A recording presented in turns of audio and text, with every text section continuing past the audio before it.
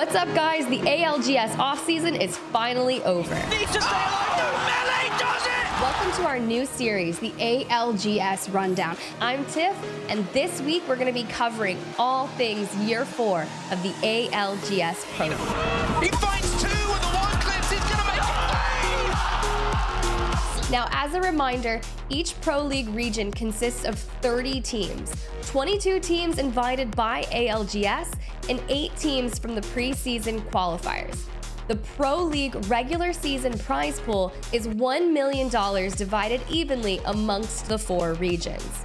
Those teams will then battle it out in 2 8-week-long splits, with the top teams from each region then advancing on to the playoffs, with the ultimate goal of making it to the ALGS Championship stage. Now, let's jump into the biggest headlines in the ALGS Pro League. One of the biggest questions this offseason has been what team will top IGL Sweet join for ALGS Year 4. That anticipation ends with the new era of LG Apex unfolding. With Nathan on the bench, it's been years since this iconic duo has split up. Can Sweet lead his way to the top again alongside Funk and Slayer? Get ready for an exciting chapter as this formidable team steps into the arena. That clears the way for Oversleeper's qualification to Pro League. They're underdogs, but they have great potential. Badri, the 16-year-old M&K prodigy, must be keen to show us what he is capable of. Alongside former Splitgate pros JP and Charmander, this team is an eye-catcher. His Watson returns to competitive. After a short break to recharge his batteries, he's back with Furia, and this time alongside his ride-or-die Keon. Add in Madness to complete the 3, this team has some serious firepower. Furia is taking a risk on an untested 3, but this trio comes pre-installed with more synergy than most teams. XSET made a big move, grabbing roller prodigy Koifel, whose Pro League debut rocketed him to the tops of conversations along roller veterans like Jen Burton, Verhulst, and Effect. If he maintains his solid form, this could result in XSET moving from a solid top 5 worldwide to LAN winners. Dark Zero, a 3-time LAN winning team, isn't resting on their laurels. Despite a successful year 3, they've opted for a big change, bringing in Sykes to replace Zainu. Is this the key to reclaiming their championship form? Moist Esports has made shockwaves in 2 regions by leaving APAC South to follow Dark Zero to NA. They've also picked up Guild, the last free agent from NRG. And we're expecting them to gel seamlessly, but will they stake a claim in NA? Year 3 LAN Dark Horse the Dojo are back with the same roster, Timmy, Designful, and Enemy. There are a lot of eyes on this team coming into week 1 of NA Pro League, and they're not to be underestimated. Some say it was beginner's luck, but others are confident that they're going to make it back to LAN and best their 4th place finish at Champs. How can we talk about the NA region without mentioning TSM? Unarguably the most successful ALGS team of all time. They've made themselves a target early on in Split 1 with the wildcard Meat Lovers. Will this affect their ability to qualify for Split 1 playoffs? Or will they chase off Meat Lovers away from their POIs? There's a power vacuum forming in APAC South following Moist Esports' move to NA. Everyone expects Primus Commanda, formerly Blackhand, to be the top contender, but will they stand their ground or will a new team stamp their authority on the region? Divine has formed a team of 3 APAC veterans. Pricey comes out of retirement alongside Wei and Shady. With tons of experience on the team, they've got the potential to make a real splash in the region. If Primus Commanda can't find their way to the top, then Boogie Borders will be happy to take over. Former Onyx members Raki and Fussy join forces with star controller player Panavi to make a bid for the top spot in the region after spending the last couple of years in Moist Shadow. Time to speculate about the King's downfall. Fnatic is rebuilt around Yuka F, Satsuki, and Laika. Yuka F hands over the macro reins to Laika, and we're all waiting to find out if this is the right move, or is this gonna open up the region for a massive battle to take their shot at the crown? First in line to take that shot will be North Eption. After some revolving door roster changes, Taida, Reizi, and Yuka Predator want to step up expectations and leave their mark on the global stage. They'll have it all to prove as they set their sights on their former teammate Satsuki and look to dethrone Fnatic and claim the #1 spot for themselves. Crazy Raccoon is back. After heartbreak as Raz got called up for military service, the team did not compete at the Year 3 ALGS Championships. For Year 4, Crazy Raccoon has signed the fan favorite team Ganbare Otosan, a staple on the LAN stage. Dogma, Juzna, and Jung-hee have an org, and Crazy Raccoon has a team expected to perform. Coming off a hiatus, Matsutasu has returned to Pro League, this time to join alongside Shunmi and Suda Taiken underneath that Reignite banner. Experienced and talented, they will have to get comfortable together to shoot for the top. After all, Matsutasu has a legacy to uphold of finishing top 10 at every LAN he's been to, and it would be a shame to break the streak now. In EMEA, we've got a brand new org, ESG, looking to make a splash in the region by grabbing up Lufka, Light, and Blast alongside Coach Luke. Aftermath Esports have crossed the pond from South America to EMEA. Stelizi, Kirev, and Flash have kept their ALGS dreams alive and will be planning to give the fans in this new region a reason to remember their names. EMEA #1 seed Element 6 has a fresh new look, adding in 2 new talents from the roller pool, Fract and Slab. Element 6 has been dominant in the EMEA region, but has never been able to swipe that trophy. Swinny will be hoping this new roster gives them the juice to go all the way. Longtime fans of the EMEA ALGS will be stoked to welcome back Brynn. Popular among pros, this hot prospect back in 2022 vanished from the scene. Like a phoenix, he's risen from the ashes and playing alongside Sir Del and Noises on the team The Full English. This trio will want to pick back up where they left off and remind fans why they loved him. Aurora also lean into the Year 4 Phoenix storyline, confirming the return of MNK legend Hardeki, joining the duo of Impulse and Oirein. When you take an unconventional and aggressive playstyle and add in a dash of raw MNK talent, sparks will fly. Get ready for an exciting ride as Shiv and Mandy step into the ALGS fray with 40% worse.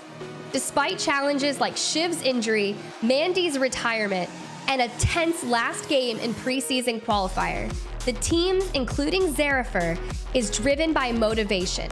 With no expectations and everything at stake, they're set to bring an all-out, unstoppable energy to the ALGS Pro League. With all this and more, we're looking forward to the best year of Apex Legends Esports ever. Find us on YouTube, Twitch, and Twitter, and be sure to follow us for the start of Year 4 ALGS Pro League on January 20th. See you there.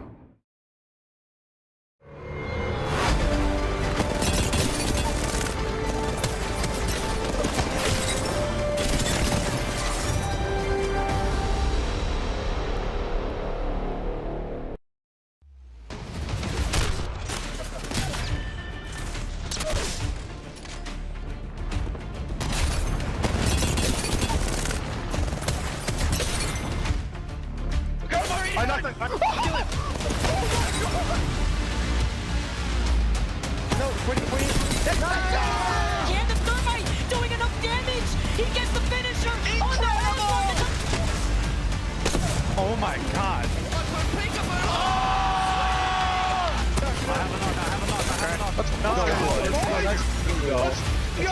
No way you're gonna do this, Jen. No way. Getting 1v1 on the wall. Zeno, his voice gets the opening knock. The CEO with a hostile takeover. TSM are your champions!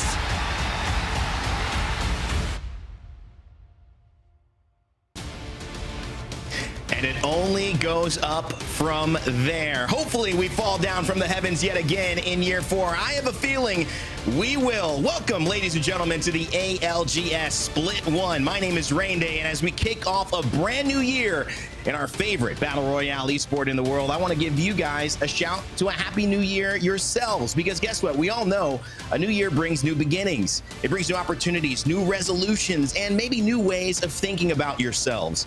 Same goes for the ALGS. Will a brand new team become a household name? Will a contender finally become a champion? And will a favorite create another dynasty? We're here to find out. Last year, we saw TSM rise to the top of the ranks. Can they do it again? Or will we see in this 1,000-step journey a new step for a new team pave a new destiny? All of that about to unfold. So grab your popcorn and get ready. It's going to be one hell of a ride. I'm excited to start this show off with you all. And of course, I can't do it alone, baby. It's the ALGS. We got to bring in some of the best in the business. And first, let me introduce my main man, one of the most talented play-by-play broadcasters in this industry, Mark Onset Hatcher. Mark, it's year 4. Well, firstly, you're too kind, and firstly, to everybody who's watching right now, welcome back to the ALGS. It has been so long since champs. I've been waiting for this moment, waiting for Pro League to kick back off again, and I think there's a lot of general feelings of the same kind from everybody who's tuning in today. We've got a new season ahead of us. We've got new stories to write. We've got updates to Storm Point. We've got a new legend, and of course, we have hundreds of team changes. So a lot of expectation on a lot of teams and a lot of unpredictable things about to go down. It is hard to top what year 3 was, but a man who ended year 3 maybe as exciting as we are starting year 4 is none other than your duo, Dan Gaskin. Congratulations on your esports award for color commentary, all the work you done last year. Ready to step it up this year? Yeah, I couldn't have done it without the team, though. Everyone just driving forward and making Apex big on the map, and we're going to make it even bigger and better this year. There's been so many team changes. Roster Mania's kicked off. I don't know who is going to be the best team leading into it and at the end of it all, but I can't wait to find out. You know, what's interesting, guys, is sometimes it's just nice to relax. You know, we all came in hype. You know, we got our coffee in. We're ready to go. Mark, I mean, it might be like midnight for you. Dan, you're finally waking up on the West Coast with me early in the morning. But this, for everyone watching, is going to be a little bit of an extended top of show. We've got a lot to cover, a lot of new things that have happened in the offseason. It's been many months, but we're excited to get through to it. And of course, one of the best ways to catch you up if you're used to watching the ALGS, or if you've just not watched us in a while, is to learn exactly how Split 1 is going to go. So let's throw to a quick video to give you all you need to know. The Pro League is comprised of 2 regular season splits. The Split 1 regular season features 4 regions made up of 30 teams, seeded into 3 groups of 10 teams each. Pro League teams will begin by competing in a triple round-robin format, where each group plays a match series against every other group 3 times.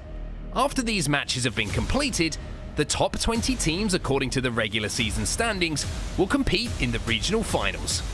At the conclusion of the regional finals, 40 teams, including teams from all 6 ALGS regions, will have qualified for the Split 1 playoffs.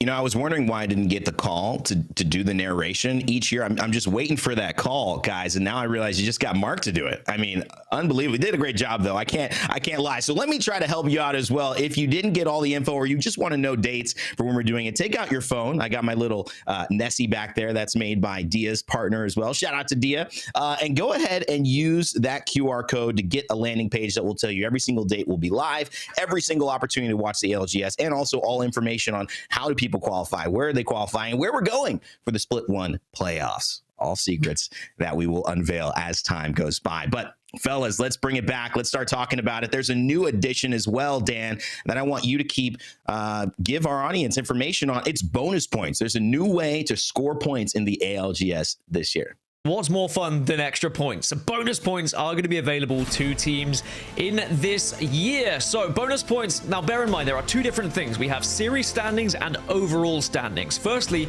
bonus points, they're awarded to your overall standings after the series has taken place. Now, how do you get those bonus points? It's right there in front of you. If you win your group by more than 50 points than the second place team, you get a bonus point, 1 for you.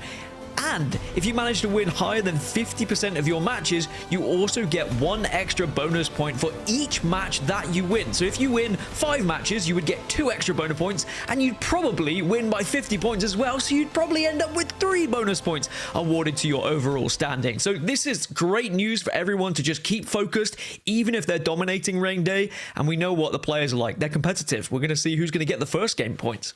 Absolutely. I feel like it's going to be a trophy, a mini trophy throughout the days that we're playing here, because, you know, we know tension starts to rise as we get closer to that 10th and final day to see who qualifies. But this is going to be a fun one to hold over your head and say, yeah, we're the first team in ALGS history to grab some bonus points. That's how good we are.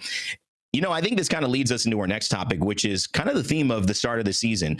The team has labeled it as the Great Reset because we've seen so many shifts in this offseason for new teams and new directions for old teams. And it's felt as if many teams have realized this is our time to make a move. There's no way we're going to get this done unless we do so. And Mark, I mean, just visually with a beautiful graphic, you can see there's been a lot of shifts.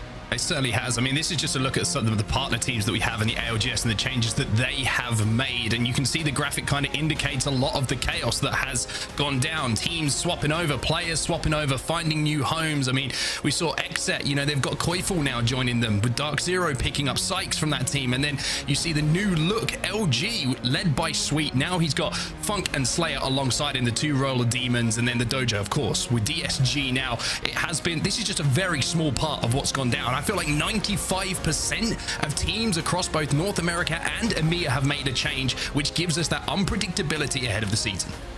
Big shout out to Tanya G. You can see the @ there on the bottom right corner. Always love when our community helps inspire our professional scene. So again, big shout out to Tanya G. And hey, whatever you make when you're tweeting at us, it may end up on a show one day. Let's talk though about EMEA, since this is where we're starting today. The familiar faces, this might be the reason so many resets have happened across the board in Apex, knowing they've got to compete with the likes of Alliance, Hockey, Suki, and Effect. Undoubtedly the most consistent, in my opinion, contender for a championship or a playoff split win that we've seen last year. And they are one of the only teams that have stayed together throughout this chaos, coming in as a major favorite today and this year. Aurora, well, no more Fire Beavers. They've taken 9 Impulse, OJ Rain, and reignited with that fire one of the most legendary stories in all of EMEA. The story of a young man named Hardeki, who is back in the limelight, and maybe with the right duo to support him in getting back to his star-studded ways. That will be something we keep our eyes on. And Orglis and Hungry, normally we're used to calling them vexed. They've been vexed at playoff situations and championships. So they've gone into this roster, into the season, looking to change their roster, but they didn't know they were going to change their org 2 days ago. Vexed, unfortunately, is no longer a part of Matafe, Unlucky, and Kinda's journey. And that led them to a very specific thought. They felt that this was going to be a good year, but they needed to make some changes. So we had a chance to sit down with Matafe and see exactly what kind of year 4 is set out to be.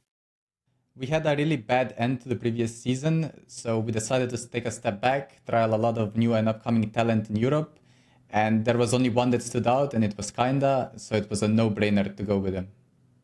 Kinda is a very versatile player, and on our team his role will be both helping Unlucky with fragging, as well as playing the controller legend Catalyst, and sometimes also anchoring and creating space for the team. We have taken the off-season extremely seriously after the previous season's end, and I'm more than confident that we have outworked every single other team in our region, so the only acceptable result is first place in Europe. High expectations for Matafe and squad. We'll see if they can contend with it. But speaking of that, they're not just the only teams playing, Mark. There are some new contenders here who equally have a chance to make some noise. Yeah, I think these teams are the teams who you're looking at and maybe being the teams to push right at the top of the leaderboards come the end of this split. You've got 2R1C, some very, very familiar names on this lineup. You've got Ogjako, you've got Hyaka and Thorfinn. We've seen them previously in Pro League, and I always like the synergy that they have as a squad. Speaking of familiar names, no more familiar than the team that you see in front of you in the middle there. You aim, you've got Max Strafey, you've got Sanya and Artico. All of them have performed, all of them have put results, but can they find that chemistry, which is going to be a key theme going through this split as well. And then at the end, you've got Graceful. We saw him on the analyst desk at Champs, where he's back in the IGLC, and alongside him, he's got a LAN winner and an EMEA region split winner in Tyler. A lot of firepower, a lot to like on paper about this team, but again, synergy. Is it going to be there? Chemistry, is it going to be there? We're going to have to wait and see. Well, from new contenders to new beginnings, some of the biggest personalities and best IGLs we've seen in EMEA taking on some new teams and taking on some new players. 07 featuring Nasky, Nags, and Amphi, an incredible team. Nasky with his IGL skills alongside 2 controller players, but will it work when they drop out of that drop 6? And then Element 6, K-Swinny, can't wait to see what he can do again. I will always remember that Kraber clip, but I'm sure this team is going to display something a little bit different when it comes to compositions. And then Kashira, the main man himself, the man who came so close to leading his team to a LAN victory. Vamo Korea are definitely going to be a team to watch out for, especially with Kings making the move to join the rest of the boys in Portugal. Some teams with a few to prove, some teams with new beginnings, some teams with everything to prove. No days off. Our PSQ qualifier to get into Pro League. Takeo, one of the most impressive starts for an 18-year-old IGL from France. This team had only 5 scrims, and they ended up qualifying for Pro League after that. An incredible showcase of young talent. Can Sherbert and Plexus keep it up today? We'll find out. LVH, there's a man named Vipes there that we've seen on Alliance many a year until they made their ultimate changes to the roster that they have now. But when you combine that experience with Leifen and Jay Henzo, who have played so well, Leifen extend on Element 6, they're still looking for glory, and can they do it again with that tenure on their roster? 40% worse, Mandy, Shiv FPS, Zerifer, these are all well-known faces in the ALGS community, but mostly from content lately over the last year. Can Shiv, Mandy, and Zerifer find their way together and prove it all, or will they actually be 40% worse, as their team name suggests? In fact, let's find out, because Shiv FPS, he's been doing a lot of streaming, a lot of qualifying for the Pro League, but I'm not sure he's been doing a lot of YouTube video intros lately. Let's check in with how year 4 is going to go in his eyes. So my name is Shiv FPS. My teammates are Zerifer and Harry, as we call him. Okay, that was bad. Can we? We're 100%. Yeah, true. We're 100% better. Okay. Name is 40% worse. Team name is okay. So I'm Shiv FPS. My teammates are Mandy and Zerifer, or Zeri as we call him, and our team name is 40% worse. So the goals of the team this year, our goal is to win everything and anything ALGS. We want to win all of our Pro League games, Pro League days. We want to qualify for regional finals, qualify for all the lands. We want to win everything and destroy all of our competition, everyone that stands in our way. So for our roster, we have Mandy as a dedicated IGL, going to be playing Horizon, obviously going to be queuing, ulting and nade stacking everyone. We have also Zeri, who's going to be our anchor, our catalyst player, who's going to be our support player. And then you have myself, obviously on the Bangalore, the Bangalorean, the Warlord, going to be taking space, angling enemies, and taking fights with the team together. And it's going to be a blast, okay? It's going to be crazy. Shiv might be one of the only people, maybe I'll throw Hal in there as well, where it's just as interesting watching his actual player cam as it is watching his gameplay. What a joy, what a treat. Dan, you know, obviously high expectations. Not everyone who said they want to take first place is going to be able to do that, but a lot of confidence from a lot of the players we've been able to talk to today heading into the split. Oh, absolutely. Everyone should be aiming for first place, and that's the whole reason why we've seen all these team changes. People want to catch up with the front pack, with the likes of Alliance, the likes of TSM, who have been dominating their region, and we'll have to see whether these changes are actually going to work out. I mean, early days, you're still going to have like chemistry issues, I would imagine, from the start, but maybe there'll be one team who really just blows up right at the start.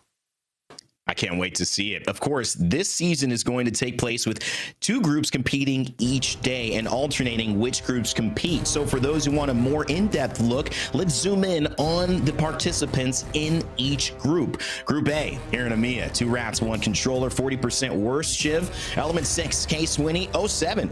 Nasky and Squad. This is definitely a group with a lot of veterans in them.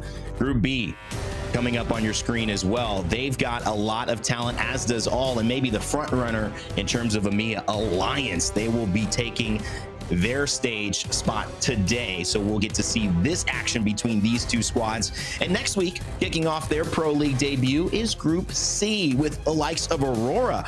Cannot wait to see Hardeki with Fire Beaver's old squad come together. Phoenix Legacy, UAIM, Lecite de France, and of course, when you take a look at this collectively, it's going to be a star-studded event no matter which group is playing. Heading in, though, to today, Mark, Group A versus Group B. What's the overall thoughts here? What catches your eye? I mean, we've touched on quite a lot of these teams, haven't we? We've really kind of gone into a little bit of depth on why you should be watching some of these lineups. New IGLs taking on a couple of controller players and seeing what they do, if they can find that synergy. But one team I just want to highlight, the full English. And yes, I am an Englishman who loves a full English. And I also love this roster because Bryn is back, everybody. This is something that's gone a little bit too under the radar for me. Noises is going to be IGL, and Dell is there, of course, who played alongside Naski for so long. But Bryn has been a player who, when he was competing, gave us some of the biggest highlight plays we have seen in the ALGS. One of the most talented individual players, and I cannot wait to see the full English going hard in this lobby. Well, I want to say this is going to be an exciting day. Bryn also gets my vote of confidence as we were getting coffee in Birmingham at the championships, the exact same spot, the exact same time. And so I said, that man has some good taste. Hopefully it translates to Apex and his squad today. Fellas, a journey of 1,000 steps. It begins with the first one. So I cannot wait to hand it over to you two to kick us off and get us moving at the start of year 4. Well, here we go then, everybody. It's what we've been waiting for, right? We've set everything up for you now. The table is set and it's time to eat. Dan, we are moments away now from our first game of the EMEA region, from the ALGS getting back underway here in EMEA. And I got to say, mate, I've missed you. And the new season, new haircut. I kind of like it. Yeah, I missed you too. Yeah, just trying to, keep up with likes of Yuki and Effect. Maybe they'll pick me up. Maybe I can be on Alliance because they've not made a team change. But of course, this is the map rotation. You guys know the drill. It's Storm Point, it's World's Edge. But we have some new changes to Storm Point from what we would have seen last time, Mark. Yeah, we do. We have a lot of new POIs. We have some loot changes. We have some rotates that are going to be a lot different. And this map is going to play different, especially on some of those southern zones as well. And notably as well, it's the first week of Pro League, which means there's still some contests that haven't been sorted out. And we also are seeing the new legend come in to kind of affect some of those contests. Dan, it's going to be interesting to watch how Conduit has a little bit of influence on these lobbies. Yeah, the contests that we could have today up towards wall between players and Vamo Korea on Storm Point, and Coastal Camp down on the southern side between Cybercats and 40% Worse, and maybe one at Checkpoint between Stay Healthy and Mine. So those are the 3 POIs I'll be keeping an eye on right from the get-go out of the dropship. But you're completely right. When we're getting into Legend Select here, Mark, what are we going to see? Are we going to see people go for Conduit because they are going to have those early contests? We know that people want to have that initial fight be done as quick as possible, but Conduit, it extends those fights quite some time. So those teams who are on close POIs might be able to take advantage of it. Yeah, Conduit has made the contest almost more difficult, right? Because you have that healing ability to get those shields back. It extends the fight for even longer. And when you think maybe you've got that gun, maybe you have a little bit of an advantage, maybe you open the bin first and find yourself getting punched off of it and the gun being stolen away. So Conduit certainly will have an influence. We'll have to see if there's teams playing Conduit, of course, who aren't contesting as well. Have seen that in scrims in EMEA. Seem to like the new legend and its ability to just give them a little bit of a fallback in some of those fights and allow you to overextend a little bit more than you would previously. But we're going to fly through Storm Point for a few moments here just to talk through some of those changes, the new POIs that we're going to be seeing. And there's one in front of you right now, right at the north side of Storm Point, Dan. It's Zoo Station, and Zoo Station has got one of the biggest balloons you'll ever see to get those rotates going. And who better to drop Zoo Station than Full English, your favorite team of this group, as it was said. And it's making me very hungry, even just thinking about the Full English, has to be said. It's what, 10 a.m. here? I would quite like a proper fry-up here in America. But a lot of POIs that are going to be hotly contested for sure. As you mentioned, the northern side of Storm Point has always been the strongest places to drop, mainly just because of the height differences when teams start to rotate. If it does pull north, very difficult to move from the south. Horizon is going to be one of the key legends that we're going to see teams in their composition on this map just to try and regain some of that height difference here in any fight. Well, there is Storm Point. You've seen it all, and now it's time to see a little bit of action. Welcome back to the ALGS, everybody. The new season is upon us. The dropship is live, and Storm Point in all of its beautiful pastel skyline is going to be where we start things off, Dan. Contests are going to be pretty hot at the start of this one. We'll have to see who comes out on top. Yeah, Coastal Camp might be split. I wonder if Cybercats will drift off over towards Echo because they don't want to take a fight particularly early in this one. There are a few scraps in scrims, but I think that teams might just be able to split the difference. I'm going to be mainly looking at what's going to happen over towards Wall and also Checkpoint as the two biggest POIs. As you can see, it looks like 40% worse have Coastal Camp to themselves. Cybercats have left them, so no contest happening on the southern side of the map. Interesting to see if they happen elsewhere, though. We'll keep an eye, on the top right-hand side of your screen. But we're getting some information. This is a little bit of a false start. We're going to get back into this lobby as soon as we can. But the great thing is, Dan, we're not going to struggle for things to talk about because we have this new season. And I am going to move the conversation away from where I want it to go, which is talking about your hair, because it is delicious and beautiful, and I'm jealous of it, towards Apex Legends. Because I think there's a lot of changes that have been made that we kind of touched upon this idea of a great reset in Apex Legends, right? And I think we've had a few years go by now, and teams have pretty much tried everything that they could have to catch the biggest names in the world, and we keep using Alliance and TSM as those relative teams for EMEA and North America. This happens a lot in esports, right, where everyone's kind of like, we feel like we've hit our ceiling, we've done everything that we can, it's time for something fresh. And when you go through that kind of difficult off season, if you're one of those players who's trying to find a new team, find a way to find some synergy with someone else, it leaves questions, right? Because even though scrims have gone down, you still have those contests, you still have teams trying to find out the rotates, and the lobby becomes almost a little bit circumstantial, right? Because you have contests, that means teams fall out early, you have new rotates open up, and I think this first week of Pro League is going to be a really good indication of what we can expect to see in the coming weeks as well, with maybe some of the contests starting to get settled a little bit. Yeah, I mean, I love scrims, and I love how seriously everyone takes scrims. I say everyone with an asterisk because there are a few people who maybe don't take them as seriously, but you can never replicate pure tournament style of play, right? There is no risks in scrims, really. You might get yelled at by someone else who's in the game, but there is nothing you are going to lose. You're not going to not gain any points. You're not going to lose any prize money. Once you get into Pro League, suddenly everything is actually at risk, and some of these plays you might have made during scrims aren't really going to be good plays to make because you're going to be a little bit more scared. So there is going to be a lot of circumstantial things, as you said, we may have seen during scrims that might change, and we will learn here in match week 1. And I think you're completely right about team changes as well. Everyone trying to catch up. Apex is a game purely based off chemistry at times. How well do you play together? How well do you move together? Are you going to support your team? Is the IGL clicking with the two players that he's trying to command? A lot of that you don't want to throw away too quickly, so teams will do what they can to try and keep up, but then finally now teams have realized, okay, we are not matching the pace of some of the biggest teams. Let's make some changes.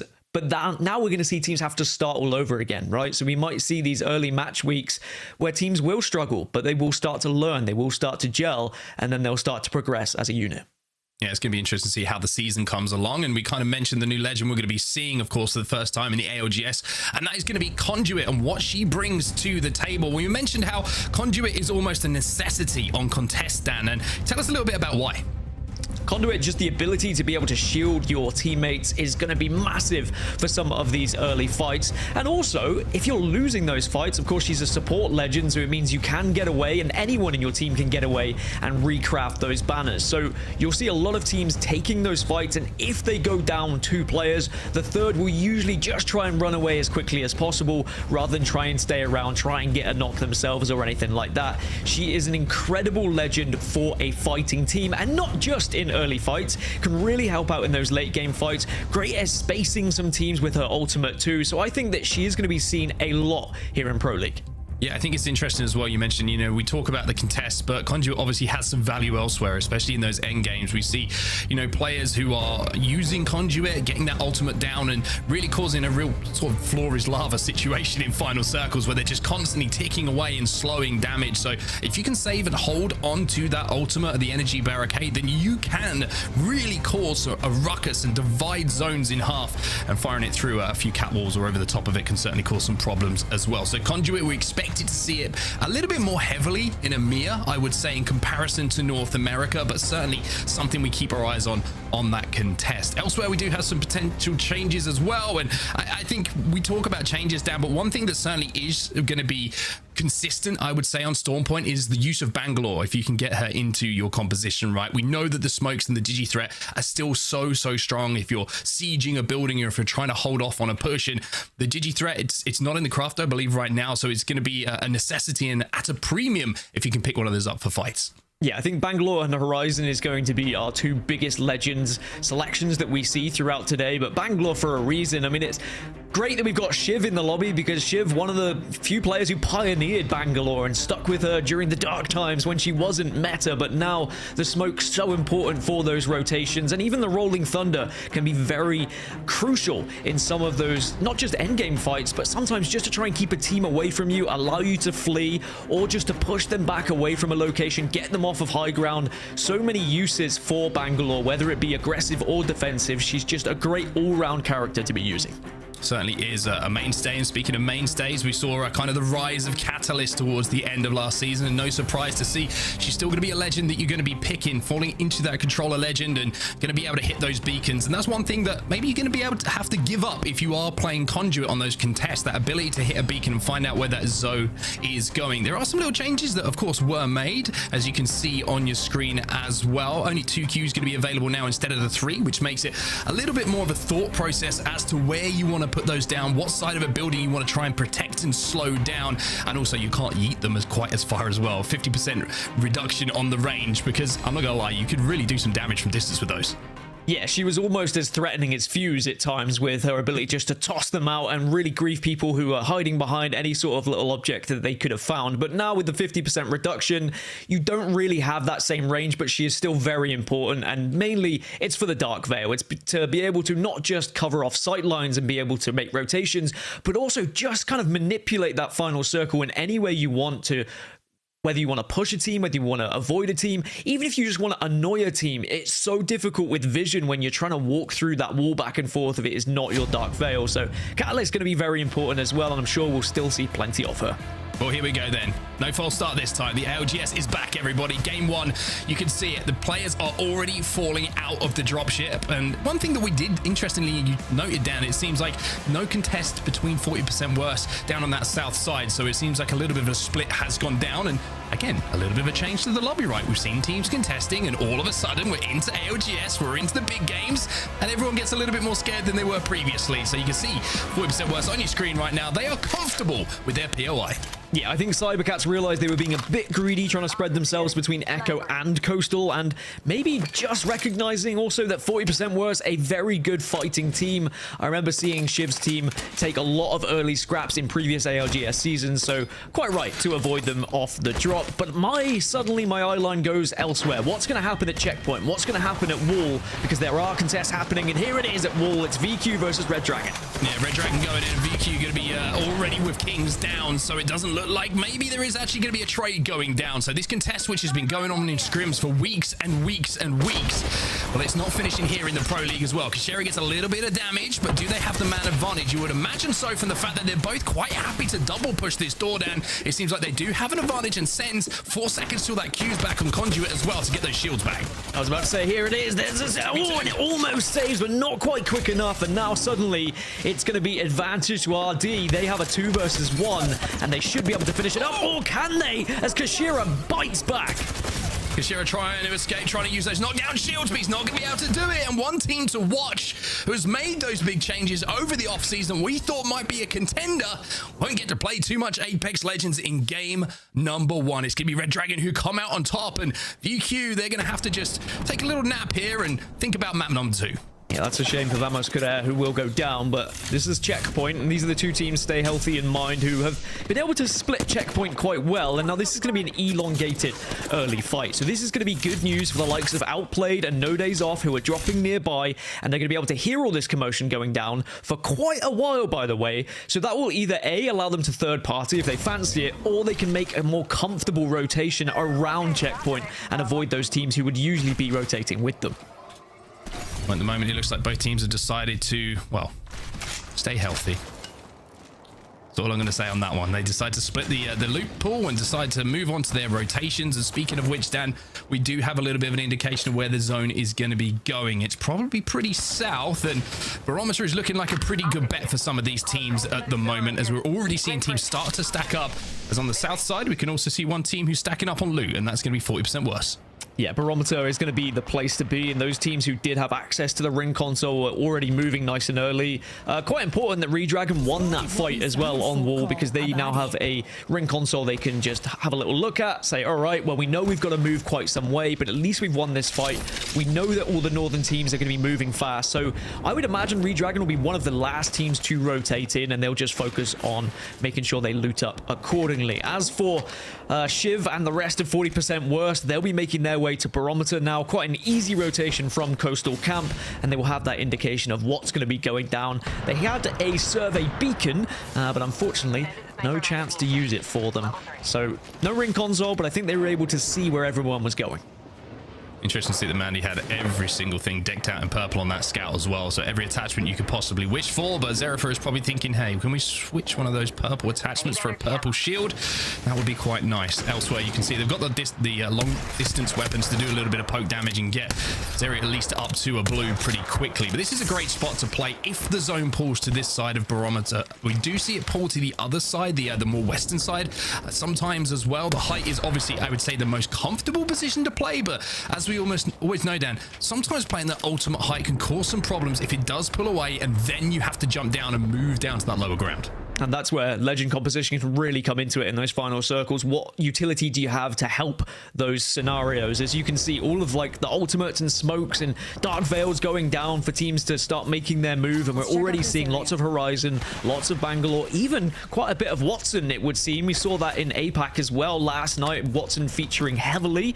A great legend to still use, and also have that ability to hit those ring consoles as well. I guess this gives us a good chance to talk about the weapon meta and what's happened in the most recent changes as well, Mark. We are going to see a lot of 30-30 still, arguably the most powerful ranged weapon that we have in the game at the moment, aside from the Kraber, and is going to be a staple. And then for short range, we're going to see a lot of Volt. Now, R99 still very strong, but was nerfed ever so slightly. That means without a clip, it is now kind of rivaled by the Volt. So I think we'll start to see a lot more SMG variety and not just R99 to our screen. Yeah, I agree with you on that one. And obviously the car going to be a good pickup as well for those ultra close range battles with that high rate of fire. But there is a little bit more parity with the SMGs than just the dominance of the R99. But you're still quite right. If you've got a purple or gold mag on an R9, you're probably going to pick it over anything else just for that rate of fire and ability to just shred through some people. But good rotate here coming in from Team Cold. And this is the team where you looked at it on paper on the off-season, Dan, and there's not many holes you could pick in it. You've got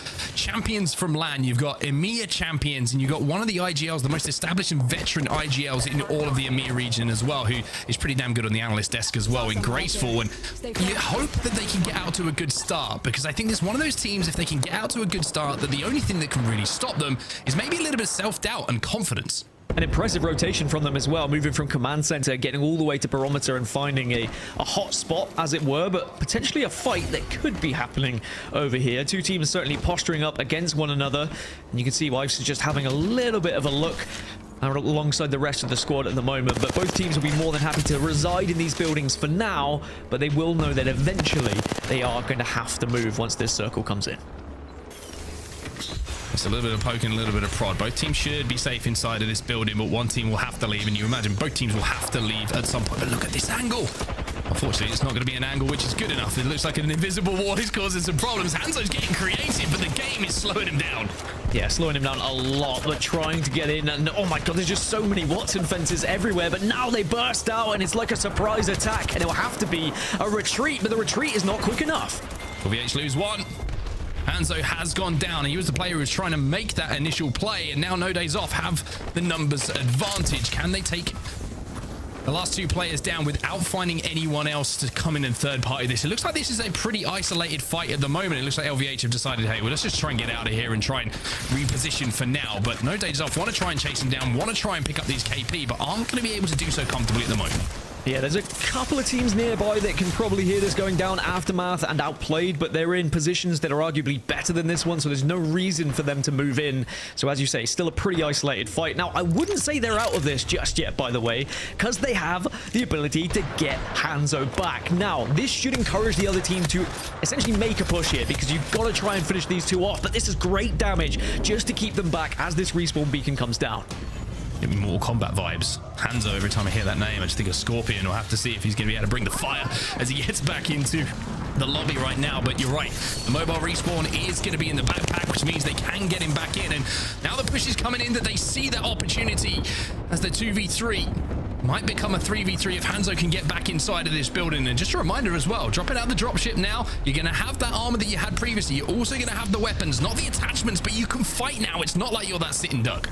Yeah, a big change compared to when we last saw ALGS and back at the championship. So it meant that they could get back up to full strength here, LVH, and they didn't take the fight. We saw that there was the potential for no days off to say, all right, well, let's try and push the two. But as soon as that respawn has come through, you know then there is a player who's coming back with weapons to actually deal some damage. So great for the respawn beacon to be available for LVH. They had that mobile resi, and they were easily able to get that banner. So now they can just restart their game. So still 18 squads. There's full English moving in as well. You can see Alliance on the horizon as well, just to the north of them, as all of these buildings start to be taken inside of Cenote. But one thing that might stop people is a Kraber. Line it up, buddy. Pull that trigger. Let's see some skulls being splattered. He's just scouting things out at the moment. 11 bullets, plenty to work with. And they're more than happy in this position, I will say. So the circle, even though it is still looking like it's going to head further towards Barometer, there is a chance it could pull a little bit southwest and actually would end up really well for teams like Aftermath, who have already positioned themselves all the way in that southwest corner. But most teams still banking on Barometer being where we're going to be positioning ourselves. 18 squads alive. It is always fascinating to me, Dan, for everyone at home to watch scrims for months and there'll be 7 teams alive as Zone 3 starts to close, to going into the ALGS, and all of a sudden everyone's like, right, okay, let's play some real Apex. 18 squads alive, just the 2. We saw the 1 lost on contest and 1, of course, lost on rotate, but everybody else is set up, Dan. Everybody in Barometer. And I think the fact that we have a zone with a good POI with so many playable areas is allowing this in our game number 1. Everyone can find a rotation. Everybody can find their way in towards an end game. And I think it's going to set us up for one of those crazy zone 4s where the zone pool might surprise a few people, but we're going to see teams forced to be funneled and fight. You can see RD were the last team to move from the north, as we expected from Wall, but there is still a team from the kind of eastern side. Stay Healthy are going to be moving in with a circle. They're the only squad who are outside of this circle at the moment, and we had a brief overlook of just how congested some of the areas in Barometer are, but it's not all going to be in central Barometer. There's a lot of teams that are spread out. They've taken buildings, the only buildings that were available to them when they made their rotation. But this next circle is going to be a big one for those who don't have that information to give them an idea of where it's going to be pulling.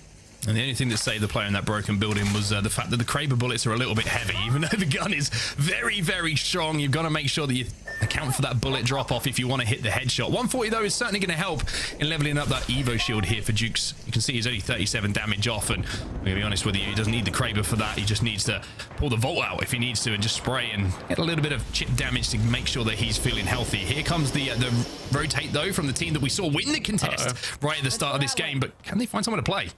Yeah, the evac towers are dropping, but Redragon, unfortunately, not able to really get anywhere with them. They're just trying to make sure they group together at this point, but it's going to be an interesting rotation for a lot of squads, that's for sure.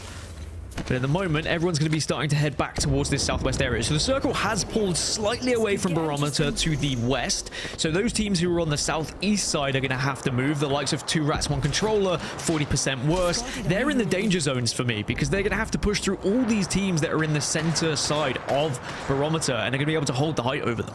Yeah, it's a pretty rough zone pull for those teams. Like you mentioned, they're all going to have to leave Barometer, and it looks like we might be finishing down in the open. No buildings inside of the zone. Maybe Aftermath might have like a little skinny corner to play in, potentially, but you would imagine the bridge is going to become a pretty primary position, but difficult to hold down unless you have a Watson or a Catalyst, something that can cause problems. And August and Hungry, they've realized that maybe their position isn't great. They need to start fighting. They need to clear the way and pick up some KP. Yeah, ALGS and Hungary have a slightly more comfortable rotation just because they're the only team here on this southern side, but look at the damage that's being emitted by the teams that are above them. I said it was comfortable. Take it back. It's not comfortable at all, as now they're down to just 2. Yeah, we see teams starting to fall as well. I mentioned Element 6 have fallen. Not a great first game for them. ALGS and Hungary down to 2 as well. And this is what I meant. This zone close from 3 to 4 is going to force so many teams, especially with that zone pool, to have to make decisions on how they want to try and approach it. You can see at the moment that, 40% words, they're trying to pick up a few things. They're trying to pick up a few extra banners and maybe a few meds to help them through that, but it's going to be a tough move for them. Yeah, excuse me, that was 40% worse on our screen who were having a little bit of a struggle. ALGS and Hungary are fine as a 3 on the southern side. It was all these teams on the southeast that are trying to make their move and trying to survive, and it's also happening on the northern side as well. Teams being held out, teams being griefed, and this is the damage that can happen if you are the late arrivals. The ring just tickles you as you're trying to run through, but then also all the damage coming out from the teams that are able to watch as RD try and survive as they might.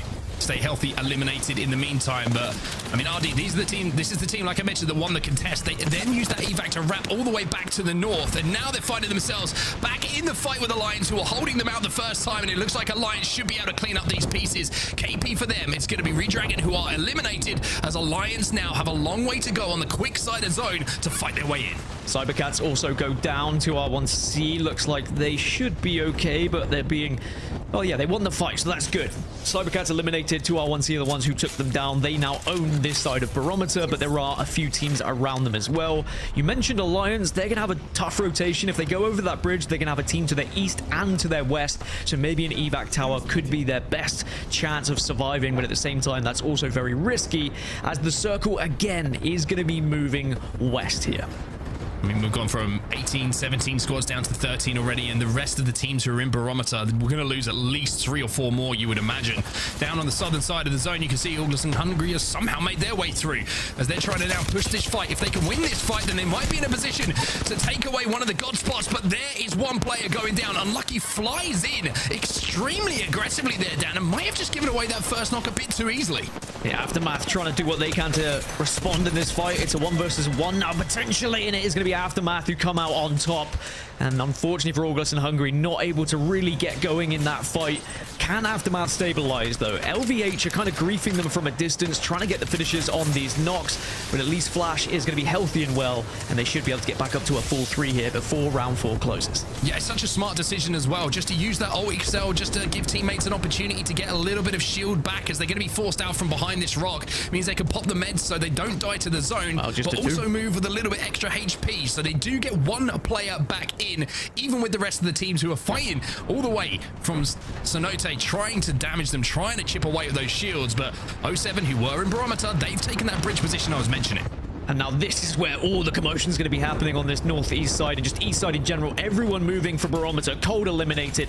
They're getting, unfortunately, griefed as well. Our 2R1C, 44% worse, also go down. But 07 are holding a good spot here, but they might be joined very shortly. Here comes the push then. They're trying to hold it down. You saw a couple more teams being eliminated in the meantime. Full English, 2 rounds, 1 controller. They have gone as well. Naski is down, but there's Amphi to close things out. Mine, though, are going to be taken down. 07 will be eliminated as the nades do come in, and it's Alliance, the last of the party, but the ones who are going to be celebrating the most. They can take control of the northern side of the zone. Oh, but that was perfect for Alliance. As they crossed the bridge, they saw all the pushes happening. They saw where their opening was, and they had to jump on that fight quick enough.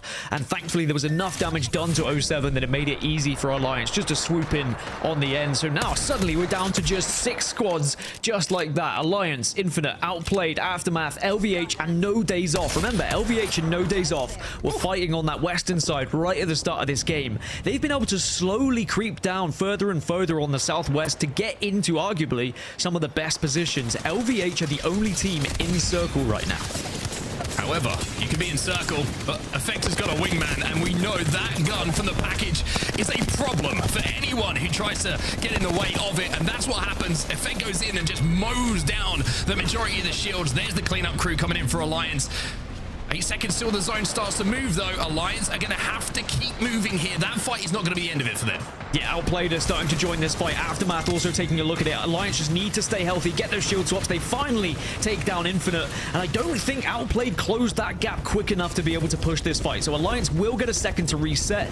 Even with the barrages happening around them, they should be able to survive. But now, with 40 seconds until round 5 closes, they have to move westward, but they are getting griefed by all sorts of grenades. Oh my goodness, they are getting absolutely decimated by grenades, as frags, as thermites, and that will be the end of them. Alliance will fall, but from the very northern side of Storm Point here, I think getting into that position, taking away a top 5 with those amount of KP, they're going to be pretty happy. Here are your teams remaining, though, down on the right-hand side of your screen, and it's LVH. We saw Alliance go down, but the Alliance man himself, Vibes, he's back, and he's still in God spot with LVH. Yeah, Aftermath and Outplayed are going to be fighting. No Days Off and LVH going to be fighting on the other side, so big fights going down, and maybe we'll end up with a full 3v3 here, depending on that how this happens. But it looks like teams just trying to avoid the commotion right now, because it's very dangerous to take a fight at this point in the game, especially if you're in open area, and there is quite a lot of open area. But look at everyone's managed to find a little nook and cranny to hide behind at the moment. Yeah, this is an interesting final circle, isn't it? 50 seconds left until the zone starts to close. You're starting to look across what teams have ultimates available, what teams are going to have the wall available, and I love this play call coming in from LVH. They want to clear this side of zone. They got some initial damage, but initial damage doesn't matter when you get shredded down. You get absolutely put on your back. And now LVH, having made that initial call and made that initial play, are relying on Life into move in and clean up the damage, and he's not going to be able to do so. LVH, it was a smart play, it was a good play, but the counterplay was even better, as now we see the final teams move in. Yeah, Outplayed and Aftermath are now going to be fighting each other as well, so this is going to be a straight 3v3 on the southern side, which will allow No Days Off to reset, but already one has fallen. Shex has gone down. Jack's trying to stay alive and also has a lot of help on the Bangalore here as well. Great damage from the Vault, and now we have 2 squads, but No Days Off, now they move in. It's a 2v2. They didn't manage to get that res in time. The Kraber might be the difference maker, but not going to connect with the first shot. Can't get the finish either. There was an opportunity, but it was not taken. And now you have to feel this is going to be the end of the game. It's ANC Outplayed, who are your first champion here on Storm Point. A great effort from No Days Off. As you mentioned, they were only a 2. Unfortunately, that third properly went down and out. But I love the time that they pushed. They tried to take advantage of what they had heard. They didn't really get a full reset, but Outplayed, doing so well to make sure that they maneuvered their way on that southern side to stay alive and then take the fights when they needed to. You just thought there was the opportunity there. Weren't able to get the res immediately. The team pushes across and it's a 2v2 scenario, but just couldn't maybe get enough of a reset with their shields, realizing that that was their opportunity to win the game, so they just had to go and try and capitalize on that damage. And unfortunately, this shield differential just allowed them to get in a position to clean up that 2v2. One Kraber bullet could have changed it though, Dan. We know that. One bullet there gets hit and we have a different champion. But I mean, what a first game. Great to see 18 teams alive. I think it was on zone 3, if I'm not mistaken. So EMEA showing that scrims mean nothing, as we all know. And when we get to the Pro League is when the real action starts. Yeah, No Days Off performing well from qualifiers into Pro League as well. Still showing that they are a very high kill style team, and they've been able to find a lot of victories in their fights. And remember, they were fighting so early as well on that western side versus LVH, and I was worried that we might see those 2 teams dip out early, but the circle started to pull towards them, and they were able to kind of reap the rewards because of that, as all those teams who had committed to Barometer had to move at exactly the same time, and it was just a death pit over towards Barometer when that happened. It certainly was indeed. Infinite, by the way, shout out to you guys. I mean, 10 kills for them alongside some placement points gives them 13 points overall. Full English in 9th position there, just a couple of placement points for them. But as we move over to page 2, we'll see a couple of teams who did struggle, and the one team that is going to be notable is Vamos Querer. Right at the bottom there, lost that contest over at the wall. E6 surprisingly going out early as well, but as we see, whenever they go down, they still have some KP alongside it. And you can see also Cold, who were in a pretty good position to start off with. Unfortunately, that pull from Barometer all the way over to the west side kind of hurt them a little bit more than most. And we saw 2 very different styles of play from a lot of teams. I mean, we've always kind of spoke about who's a zone team, who's an edge team, what's better in the current meta. Is it better to play edge? There was times where Alliance really benefited from playing edge, where they were able to move in and pick up the pieces, but then eventually it was a team who had really played zone from the very get-go, who were able to kind of hold on to a lot of the area that was created by that circle. But plenty of action happening towards the late game there. We went down from like 15 squads to 6 in the matter of minutes at one point. But an amazing way to start off ALGS Year 4 with EMEA here. Yeah, ANC outplayed, obviously taking home that first win. LVH, there's a couple of plays that they made towards the end where you're just kind of like, I like this play, but the execution was lacking, right? That one team fight, they recognize if they win that team fight, they probably win the game. They got some initial damage done, but then they had to push the Watson team. And we always talk about compositions, why you play certain legends. With that gen down, it just elongated that fight. The shields just kept regenerating a little bit, and they weren't able to get the finishes on that initial damage that did come in. So that was kind of the game-defining fight, I would say, that lost LVH the game and gave ANC Outplayed the opportunity to win it with the time that it took to finish that fight. And I think ANC Outplayed, you're looking at them down and you're thinking, maybe not talked about enough by us. We talked about so many teams, but one team we didn't talk about is the team who win our first game here. Yeah, and dropping over towards Downed Beast, so they were on that western side already, but they still had to move, and they ended up on the southern side. So they were able to move quickly, position themselves accordingly, and then reap those rewards as well when the circle did start to pull towards them. But it also shows how important it is to keep a full 3 up. I know that sounds silly, and I know how difficult it is, but knockdown shields are going to be important. Make sure you've got some way of protecting you so that you can get picked up, because if you get finished that late on, you're not going to be able to get back into the game.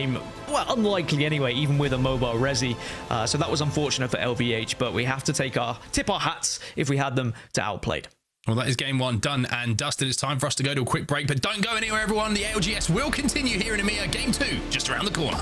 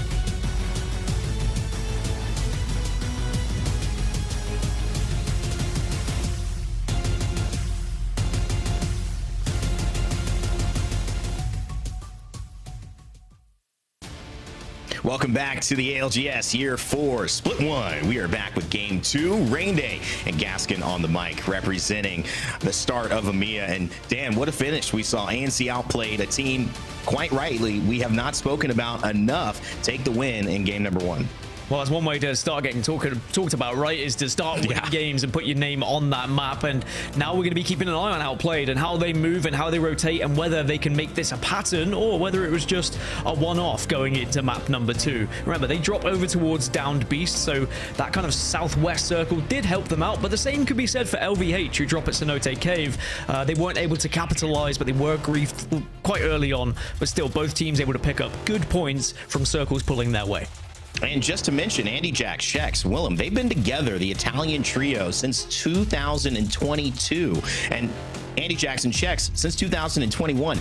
These players actually are, we talked about Alliance being a long tenured roster, one of the longer tenured rosters in EMEA that have stuck together. So that bodes well for them continuing off as we take a look at the teams coming in ready to drop off. But Dan, I mean, that's got to mean something in the chaos of starting off a league. It's always good to have longtime teammates that can support you in those final zones. Oh, absolutely. I mean, you almost have a head start against a lot of these teams who have made even more changes because you're going to have that chemistry, you're going to have that knowledge of playing in certain scenarios, playing in certain circles. But my question would be, if you've not made those changes and it wasn't working in previous years, why is it suddenly going to start working now? Or maybe Outplayed are finally clicking to the point where they say, okay, well, we know what we've been doing wrong previously, and we think that it will be worth it as we head into year 4 and as we head out of the dropship here for match number 2.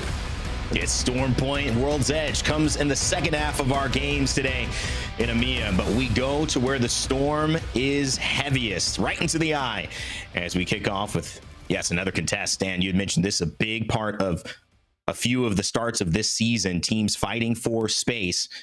Back to Vamos Correr, looking to get that contest going their way this time around.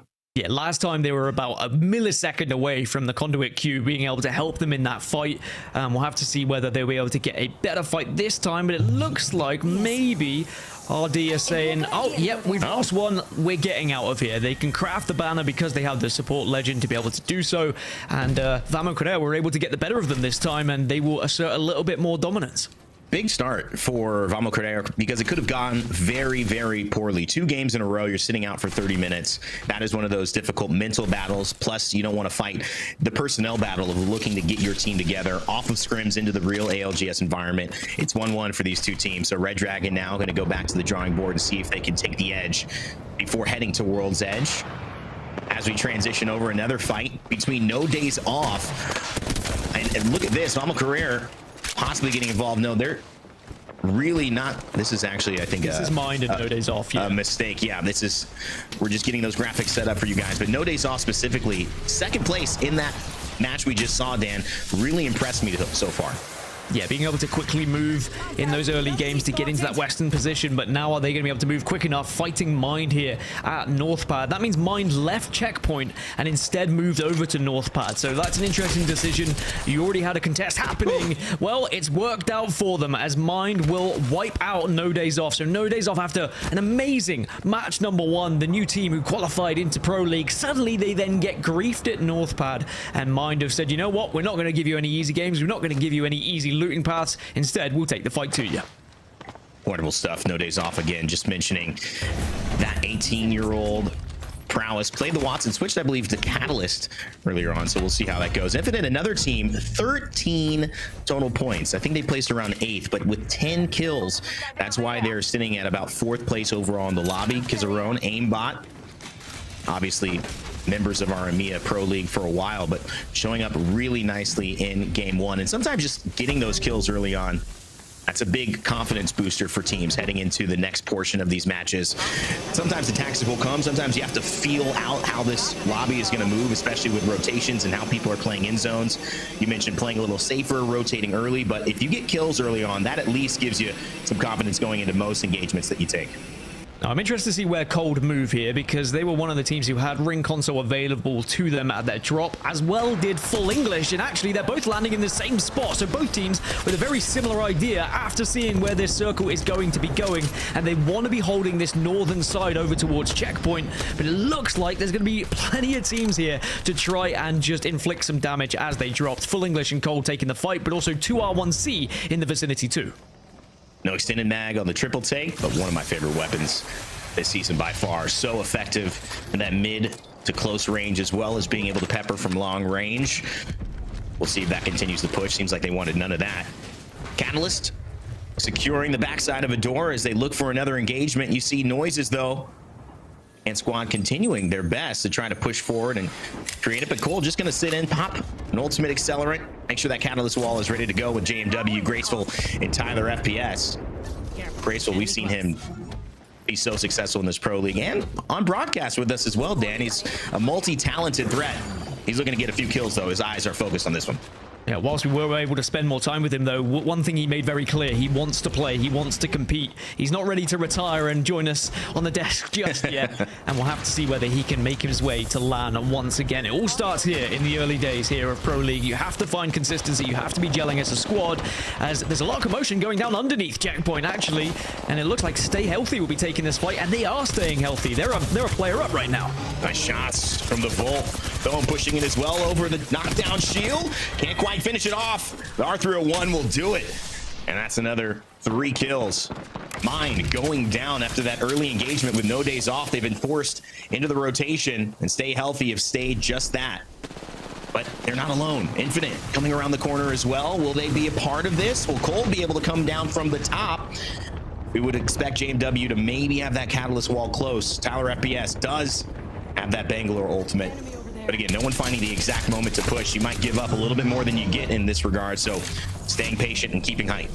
And it looks like the circle is going to be kind of heading the northwestern side of the middle of the map, if that makes any sense to you. A lot of checkpoint goers in the moment, and a lot of teams going to be moving there nice and early, as again, SH are going to be having a look over towards another team, and it's going to be plenty of teams just trying to escape the fire that's happening from the high ground. This is what happens on Storm Point when you get a circle that pulls north. If you are one of those southern teams, you have to fight your way uphill, and it can often be so detrimental if you take the fight too early, because then other teams get involved and you're just left with very little to be able to do. Instead, sometimes you want to try and go unnoticed. You want to try and creep through to find a position and then utilize the legend abilities that are available for you. If you've got that horizon, sure, that's great. Then that can help you push a team as on high ground. One of the reasons, even in terms of adjusting areas in Storm Point, the developers mentioned making things have a little bit more parity from going high to low or low to high, attempting to do that with lightning rod changes. Right now, though, that's a bit too wide of a thought process. We need to focus right in on Fricks and that R99. People said it was still meta. Well, at least enough for Fricks to get the job done with an L-Star as well. Bullets going into the bodies of his enemies. It seems like that has stayed consistent for Fricks and ExoClan. Young Hong Kong and Bavis, they find a couple of kills and reset with a Phoenix kit. Yeah, 40% worse, losing 2, and the final player, which I think is Shiv, is going to be retreating just to try and stay alive and maybe rat out for some placement. Now, circle information will be given to everyone who even didn't get ring console, and those teams who are on the southern side are going to get the unfortunate news that they are going to have to head north, maybe cut through Tito Station and end up over towards checkpoint. So we've lost 2 squads early on, but also a few players have dropped here or there from other teams. We've got a couple who aren't quite a full healthy 3. Starting off in any type of split, they're always going to have a little bit of hesitancy. We haven't seen that in game 2. Game 1 certainly played to our expectations, a little bit slower, 19 squads alive for quite a bit of time. We've already lost a couple here, and it seems like people have been very willing to go to the engagements. I think, Dan, that's also a part of the circle, as we had mentioned, pulling north. A little bit more of a predicament for a lot of teams to have to rush plays versus being able to just kind of slowly but surely move their way down south, and kind of an unpredictable map when these things happen. So maybe that's leaning towards why we're seeing teams getting a little more aggressive, but we're also just seeing confidence, and with a lot of new squads as well. Vamo Carrere, 07, you can see multiple opportunities for teams to say, hey, we feel confident with the changes that we made over this last split. We want to put them to the test because we believe in ourselves. No one banking on station as well, so this is suggesting a very hard pull up towards checkpoint and surrounding areas, and that is very difficult for the teams moving in late, Rain Day, because we've got like, what, 5 chokes around checkpoint that you've got to try and move through. There's no easy passage really into this POI, and even if you end up getting through the chokes, you might be on the low ground where you're going to be griefed by those who are above you, or as Vamos Correa have found, they made it to the low ground, but then there was already a team with them, and you just don't have the room to play. Sure, there's plenty of pillars that you can hide behind, but you're constantly on the run, and you never really know when you might run into another squad. And that is the difficulty here. You're going to see it in a moment as this round 2 begins to close. It is a long way from home. Wow. For ExoClan Element 6. You see teams like Alliance, they're comfortable, but they're still on the outskirts, actually flying over right now. And you can see on Mill, a fight with Alliance about to take in. These are the ones we call the potential champions. They played the most consistent Apex and EMEA so far. Can they be consistent here in this fight? Hockey's already losing most of the blue shield, 75 health down, but it's fine with the catalyst walls held up and the smoke's there to delay. DigiThreat as well to work with.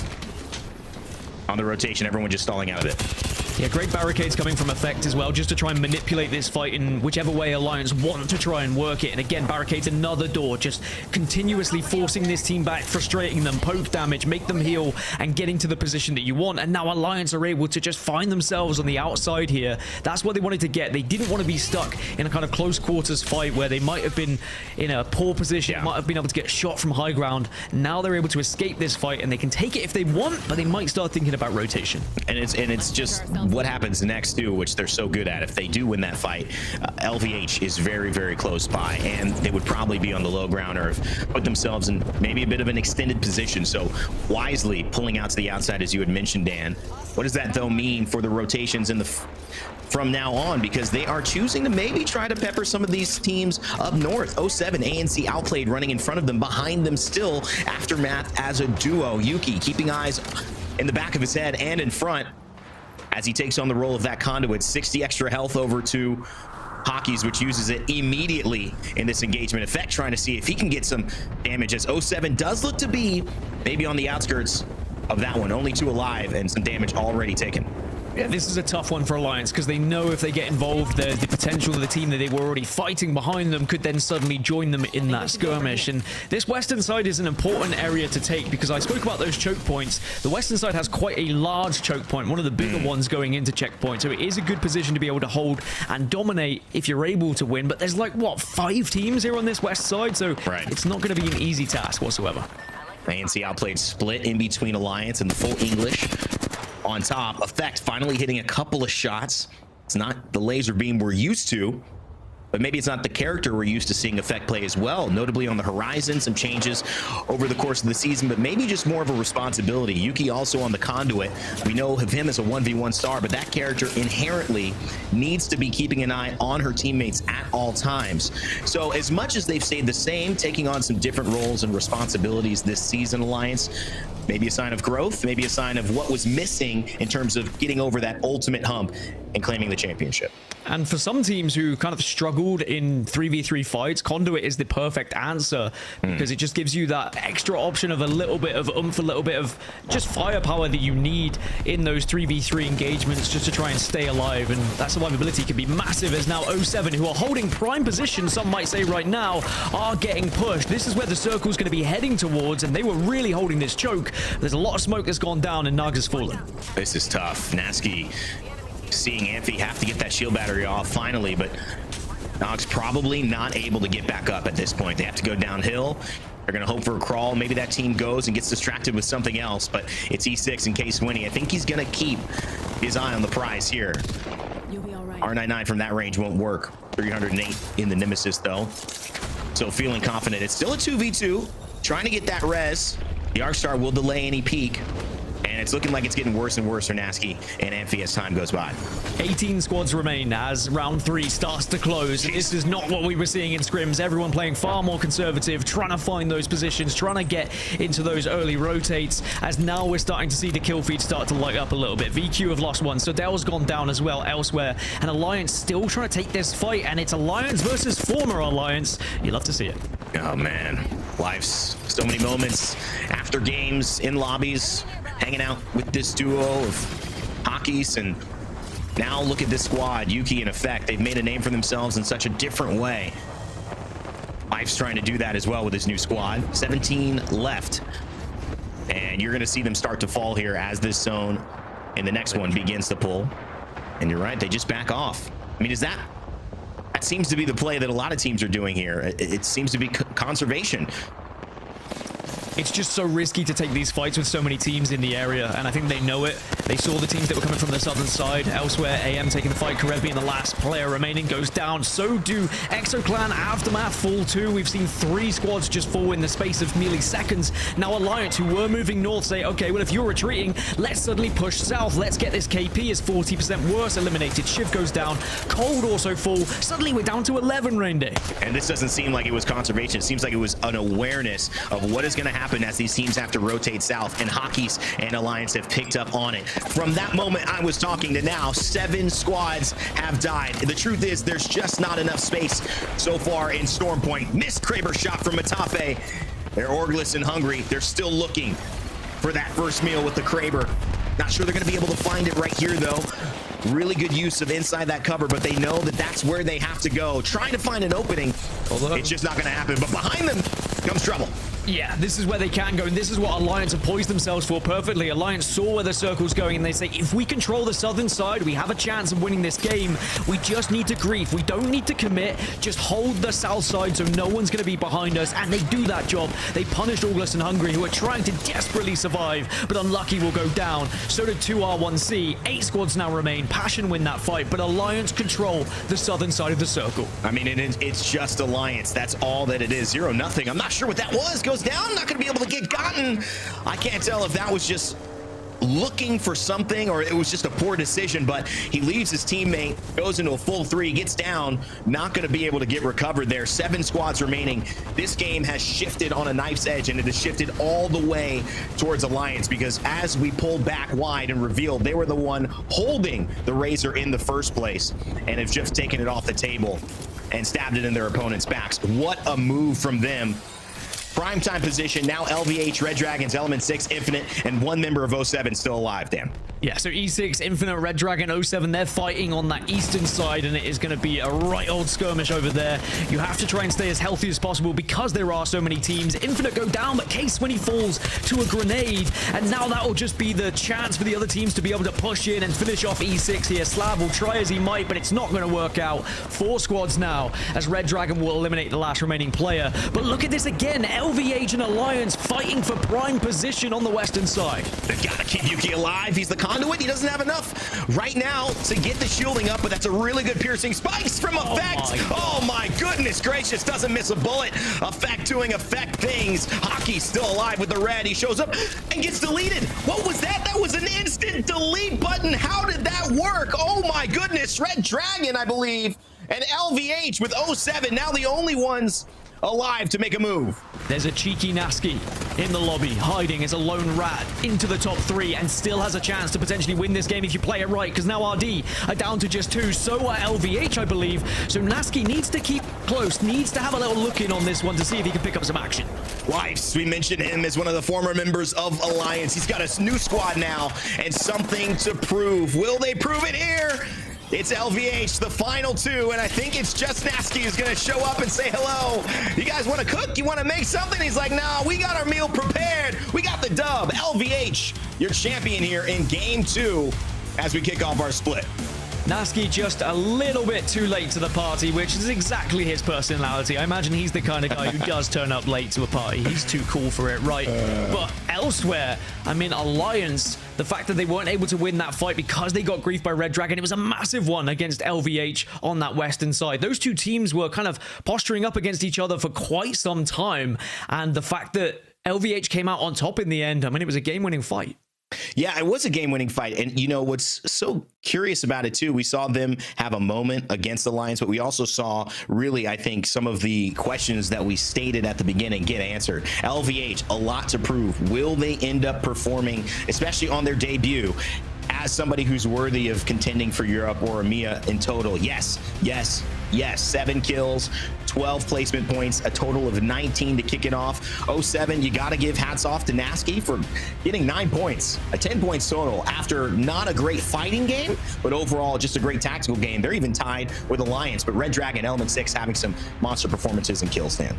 Yeah, I think the kills that we've seen from teams on both sides of the circle, very important. E6 playing in a very different way, but again, showing that they are a squad who will be aggressive, that can play edge effectively. I love the way Alliance played that game. It was so intelligent, but unfortunately for them, when they pushed that western side, they had to take the fight against LVH, and it was just really the extra damage from Red Dragon that pushed them off of the ability to be able to win that game for me, but they still had a very successful one.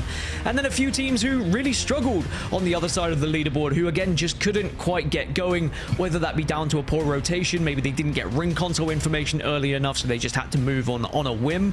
But there was also a couple of teams who lost in those early fights. My heart goes out to the boys who dropped over at Northpad and sadly were griefed by Mind, who had moved from Checkpoint, and it's No Days Off, who go from having such an incredible game 1 to then 0 points in game 2.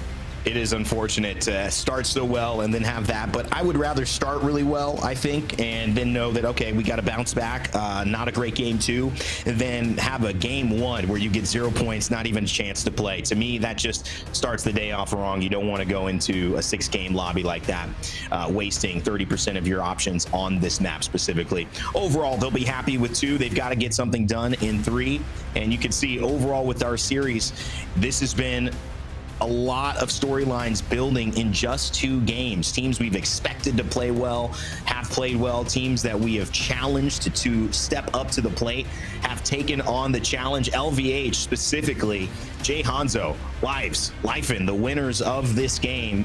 Lifen carrying the kill load and the damage load as well.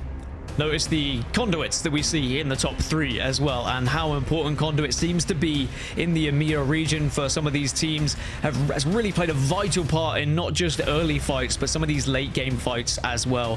Having a player who's aware of when they need to hit that cue, when you need to shield your teammates, is going to be massive moving forward in this year of ALGS. Well, that's why also when you look at Nasky, Jukes, and Wifes, to me, they play different roles than when we mentioned Alliance. Yuki, I think they fit a little bit better with their play style of keeping an eye on the team. Yes, being aggressive, but not necessarily being the #1 damage dealer on their squad most of the time in terms of who you would put in a 1v1. Yet Yuki does have that role. So it's also very interesting as we watch this season and this meta develop, which role Catalyst and which player, Conduit, actually fits best with.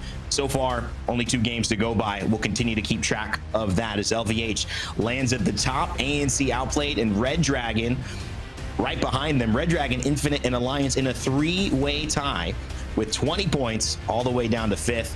And then again, teams on the bottom half, Dan, trying to desperately get their way back up in game 3. And just a final note on the Conduit, I love that you've picked up on that, and play styles and who should be playing Conduit as well, because there are 2 approaches. You can give it to a support player who's going to be kind of at the back of the pack, who can see everything, but you can also put it on your most aggressive player as well, because you shield yourself as well as shielding a teammate, so it just allows you to have that extra little bit of shield in that fight, in that skirmish, and that's why we might see some of the teams who do like to have an aggressive player playing Conduit as well. Going to be an exciting thing to unfold as the day goes on. So much more ALGS action coming up right after the break. Game 3 coming at you.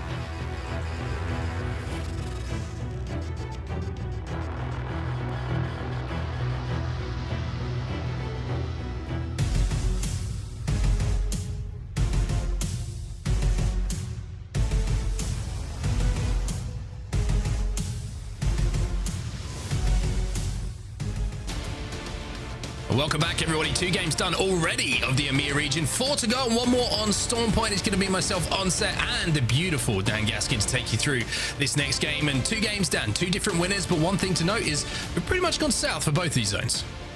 Yeah, I mean, I guess that it was kind of west, but yes, there was a difficult rotation, certainly for those on the northeast that still had to move quite some way. We saw the likes of Full English, who were on that far northern tip, moving very early. Same did Cold. They moved together, but then they were kind of griefed as they were arriving in Checkpoint. And Checkpoint is called Checkpoint for a reason, right? If you pass through Checkpoint, you have to pay a toll, and sometimes it is going to be a player going down, and teams really struggled as they start to move through those chokes around those surrounding areas. So a really interesting circle, but a difficult one to play. Yeah, certainly a little bit unpredictable. I think a lot of teams had bet on it finishing those buildings just south of where Checkpoint is. You can see they were stacked up there. There was a couple of teams who were playing Checkpoint, of course, just trying to think they weren't going to be able to get into a prio position and maybe playing for some kills of teams rotating in. But that pull away just through the choke and a little bit more towards down beats in the cannon was a little bit of a deciding factor in who managed to end up controlling that side of zone. And I just give a little bit of a shout out to Alliance. The way that they managed those fights with so many teams surrounding them, a lot of the time you would have seen teams overcommitting to a fight, starting to panic, knowing that they were potentially in a little bit of a pinch, but they kept outputting damage, but most importantly, staying as a full three, not allowing one player to go down, which would have initiated any of those teams to push and try and clean up that damage. Well, again, we're going to have the early skirmish. VQ going to be taking the fight on the wall, you'd imagine. And it's going to be an early shred with the Havoc as well, working in tandem with the Conduit just to make sure you get that gun early on. Yeah, Havoc is going to be a very good gun to find. To be honest, any gun on contest is a good one to find, and you're going to see with the numbers advantage and a little bit of extra ammo, it should be a pretty easy job. But we said this before when we've seen VQ in this fight, and it didn't go their way. So let's see if they can be shouting Vamos after this one is done and dusted. They have got that initial knock, and they have the high ground, but can they be quick on collapsing now on the last player alive, which is going to be Kazakh? Yeah, last time Red Dragon, they just retreated as a 2, but the fact that they've been able to get 2 knocks now means that they really dominated this fight. So they may have lost it in match number 1, but they've turned it around to make it a 2-1 victory across Storm Point. I think Vamo Korea will be very happy about that one. They had to live through a few contests, or has Kashira throughout his time in the ALGS.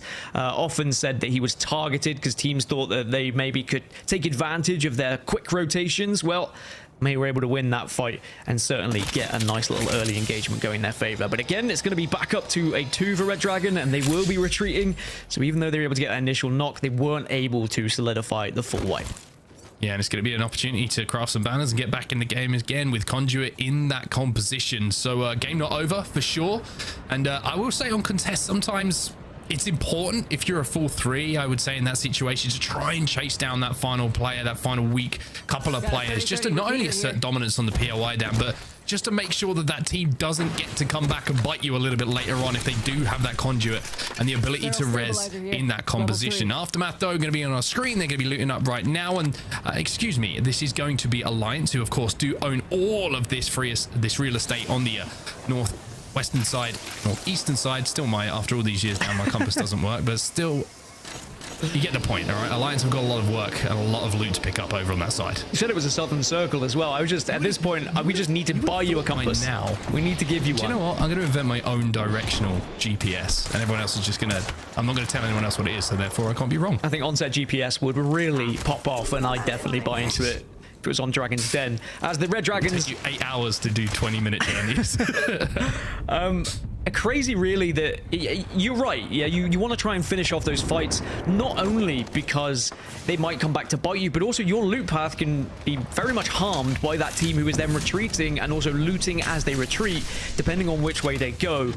But I think it's something we're seeing that's very different from scrims now compared to tournament play, is that people are actually surviving a little bit more and not taking those risks, as everyone just wants to get to that late game.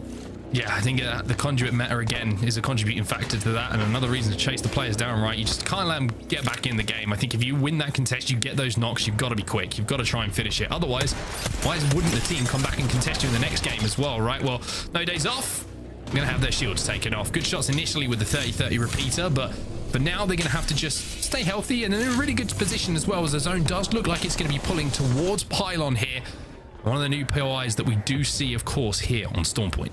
Yeah, Pylon, Echo, Coast seem to be where everyone's kind of heading at the moment. There's no days off. They've lost one. It's whether the two remaining players can actually do some damage. The Volt and the 2 times is not something I like putting together, but it can work in the right hands. And you can see it's doing some flesh damage there as well, but not enough to get that next knock. I think it's a 2v2 right now, but suddenly, just like that, wiped away on No Days Off. And it's, unfortunately, another game where they fall early after their early success in match number 1.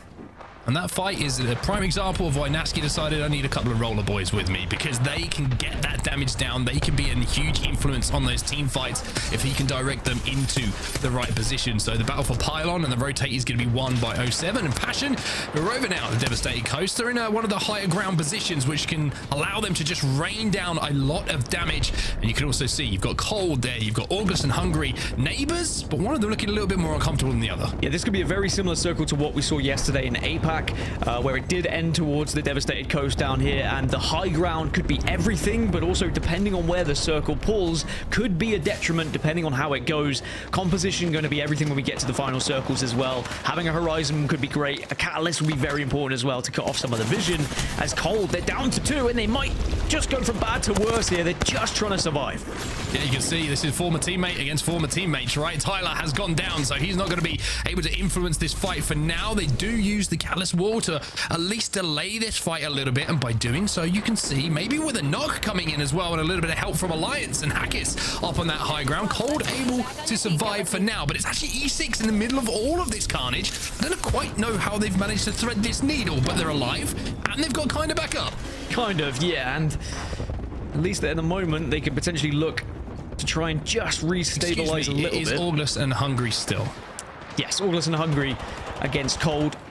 Graceful taking a lot of damage and might have got knocked there as well. It means JMW is going to have all to do here. As Matafe and Kinda, as a 2, will try and push in. First, they might get the banner. Oh, let's see if they can get Unlucky back in the game. Seems like Cold have been eliminated in the meantime. They were in that pinch, and it's going to be Alliance who moved up. And one thing I love about Alliance and how they rotate to this zone is they do have the Trident available over on the northeast. Thank you. Landing spot that they have, they can get into these southern zones pretty quickly just by going down from the east side of the map to the south. I have a real compass in my hand right now, Dan. I believe it. I bet it's like it's slightly bronzed and it was a tarnished as well. Yeah, it was a total lie. Sorry. 2R1C trying to do a little bit of damage here. They're going to be inside one of these little buildings. The difficulty of holding these buildings, as you can see, though, on the Devastated coast, kind of lends itself to the name of the POI, right? This is not a place with freshly built buildings. A lot of damage being done means there's a lot of line of sight, and you have to be able to spin around very quickly, deny and position yourself from other teams having those lines of sights onto you. So it's not just a case of hunkering down here. You need to be active, as these teams are showing. And whilst we see all the commotion that's happening down in the southeast side of the map, spare a thought to Mind and Vamokare and Red Dragon, who are all moving from the north, and they're going to have to arrive to the party extremely late. So much so the party may be over. Full English, they've moved pretty quickly, though, I will say, from the north side of the map. But again, it's going to be quite difficult for them, because if you try and make your way into Devastated Coast from either side, it doesn't matter where you're coming from, there's going to be eyes on you and very little room to play. And then once you arrive, there's not really cover to work with if you're coming through some of those chokes on the east and southern side too. So it's going to be tough, but you know, I've seen some people do some crazy things. There are ways of being able to change the geometry of the map as well. Maybe you can use a Horizon to try and take a high ground advantage, or even use an evac tower to try and fly and surprise a team. Well, Hackers is having fun at the moment, because this position from Alliance just allows them to do so much damage to teams. I mentioned how these buildings are broken, and that teams who are inside of them, well, you're going to have line of sights available. So Hackers at the moment is just trying to get those Evo shields up. Only need 70 damage until it's red. And I tell you what, it's a perfect opportunity for us to jump into our first listening. So let's hear what Alliance have to say. Let's displace there. Thank you.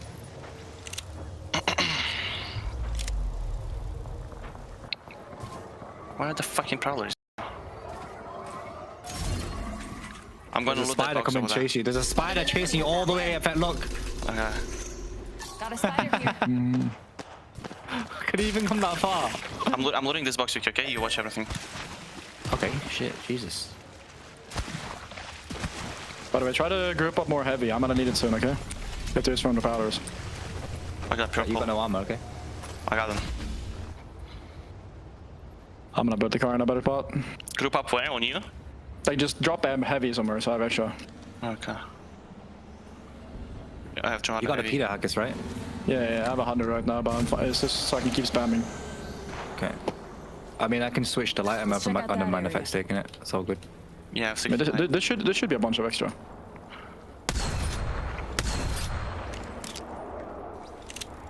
I have 200 Finally, heavy. he came out. Light.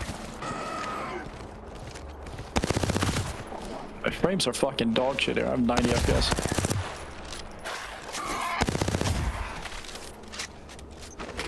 I was going to say, it's nice to hear the boys' voices. It's nice to get acquainted with them, but information-wise, Dan, not too much to take away from that listening. Except a spider was chasing one of them. That's about the information we got out of it. You've got to be careful with prowlers and spiders lurking on Storm Point, that's for sure. Now, this is where the action's going down, though. You can see EXO at the moment being chased by LVH. LVH, who have already shown what a dominant force they are in 3v3 engagements, so EXO need to be a little bit careful. Echo HQ is going to be the location of this fight, and it's fairly isolated. It looks like actually Exo Clan are in the vicinity as well, so there's 3 teams in and around Echo, which is why nobody wants to commit at the moment. And I think that ANC Outplayed are just trying to get away from some of this action. You see that on your screen, LVH will be safe in this little corner, and they've also got a couple of cat cues to put down to make that a little bit more of a sticky situation. And look, XOQ, they've seen this going on and have decided, hey, this is our opportunity to scarp a buy, and sometimes that's a good window of opportunity you have to recognize, Dan. When there's 3 teams in the vicinity, if 2 start to poke at each other, you could use that to hit your rotate. That being said, moving too early can also be down to your detriment at times, as Full English will take their fight, and you can see EXO just lost a player on their rotation too, as Full English, they're down to 1.5 at the moment. Bryn going to try and bat up. They've got at least a knockdown shield to work with, but now it's just Noises. Noises on his own as well. You can see the cat wall really caused him some problems because his vision is going to be impaired, and now he's deciding to do a little bit of mountain goat work and see if he can get over these rocks and get away, because he recognized that that is not a good position for him to try and be in. He's going to be chased down though, and you can see that Famokea want to try and clean up this damage, and they have to. They have to go forward until that zone closes, and they've got a lot of business to take care of in front of them. Yeah, they know they don't have the time to work with here, so they have to be moving somewhat quickly, and they might be able to pick up some extra KP on the way, as they already have done, as Noises now, fight as he might, will go down and Full English get eliminated. 15 squads remaining, so everyone picking up placement points that's left in the lobby now, and VQ can just kind of loot up for a little bit, but then they will have to start moving to the southeast side. Now, for EXO, who we saw earlier, I believe that they lost a player or 2, and that's the downside sometimes of moving into the circle a little bit too soon. They get eliminated, but Alliance also get eliminated, and we see now LVH and Outplayed still holding the south side of the circle. Yeah, one of the issues for Alliance with the spot they were playing, it was great to get damage, but they were always going to be forced to take a fight at some point to force their way into zone. And with so many teams already inside of that zone, they were just going to take damage from too many angles, and it looks like that was exactly the case of what did go down. And elsewhere, you could see on the western side of things here, where that zone is at the moment, that ANC Outplayed, they're still there. LVH are still there as well. 2 teams who have already had a little taste of each other in our game number 1. As 07, led by Naski, trying to take control of the northern side of things here, but they're going to be forced to retreat. Yeah, not only forced to retreat, but also forced to use that Dark Veil early. But there was obviously the kind of backup plan here. They knew they had the building, and it was okay. We can poke, we can prod, but if anything gets hairy, we drop the ultimate and we just retreat back to our building that we can work with. So that works out nicely for 07. This isn't going to be a building that's going to keep them alive for the entire game. They will still have to move southeast, but for now, they can stay there as other teams have kind of arrived and now landed above them. So it's going to be quite a sticky situation for them to try and get through.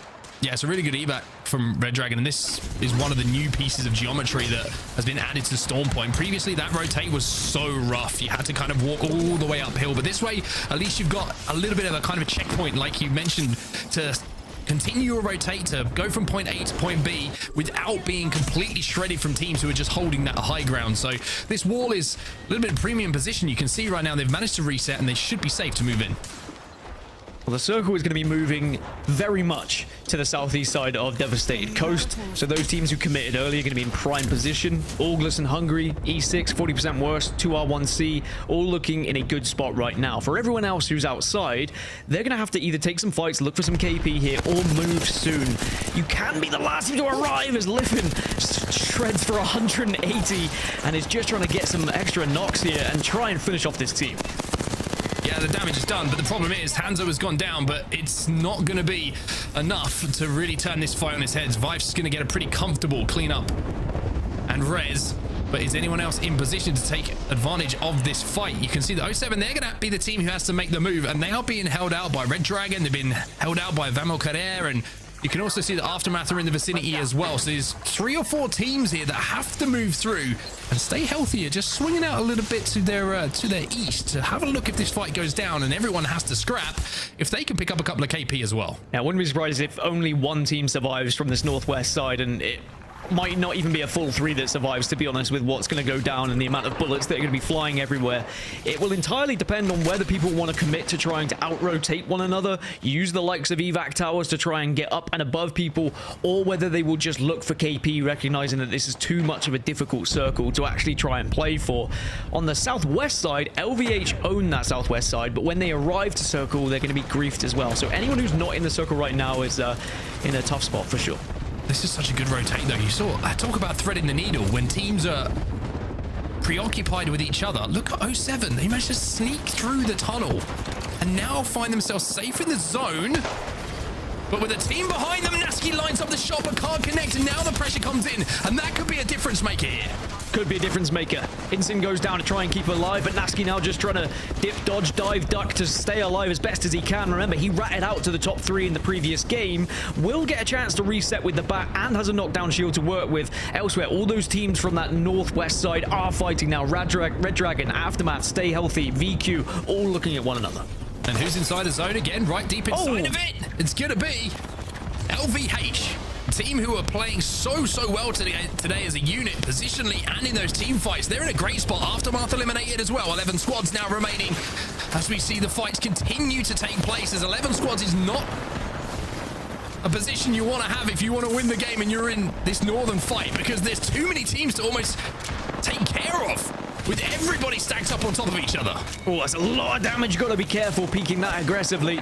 Didn't have a digi, but there was at least a response that came through from the rest of the team.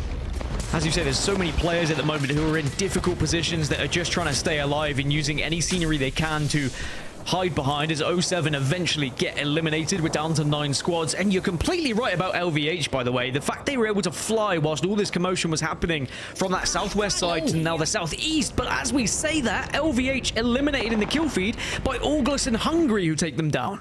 Yeah, ALGS and Hungary, recognizing they were the worry for them. They maybe got a little bit of an armor check in the fight and decided, hey, if we push them out now while everyone else is fighting on the other side of the zone, then we command even more space here, even more of a god spot, and more importantly, even more loot to play with. And kinda, he has a digi threat as well. No Bangalore in the lineup, but if they get smoked and pushed, he's gonna be able to do damage. So a slight calm before the storm as round 5 now. We'll be closing. Stay Healthy, Red Dragon, E6, 40% worse, 2R, 1C, all have to move. ALGS and Hungary, VQ and Cybercats can stay where they are for now.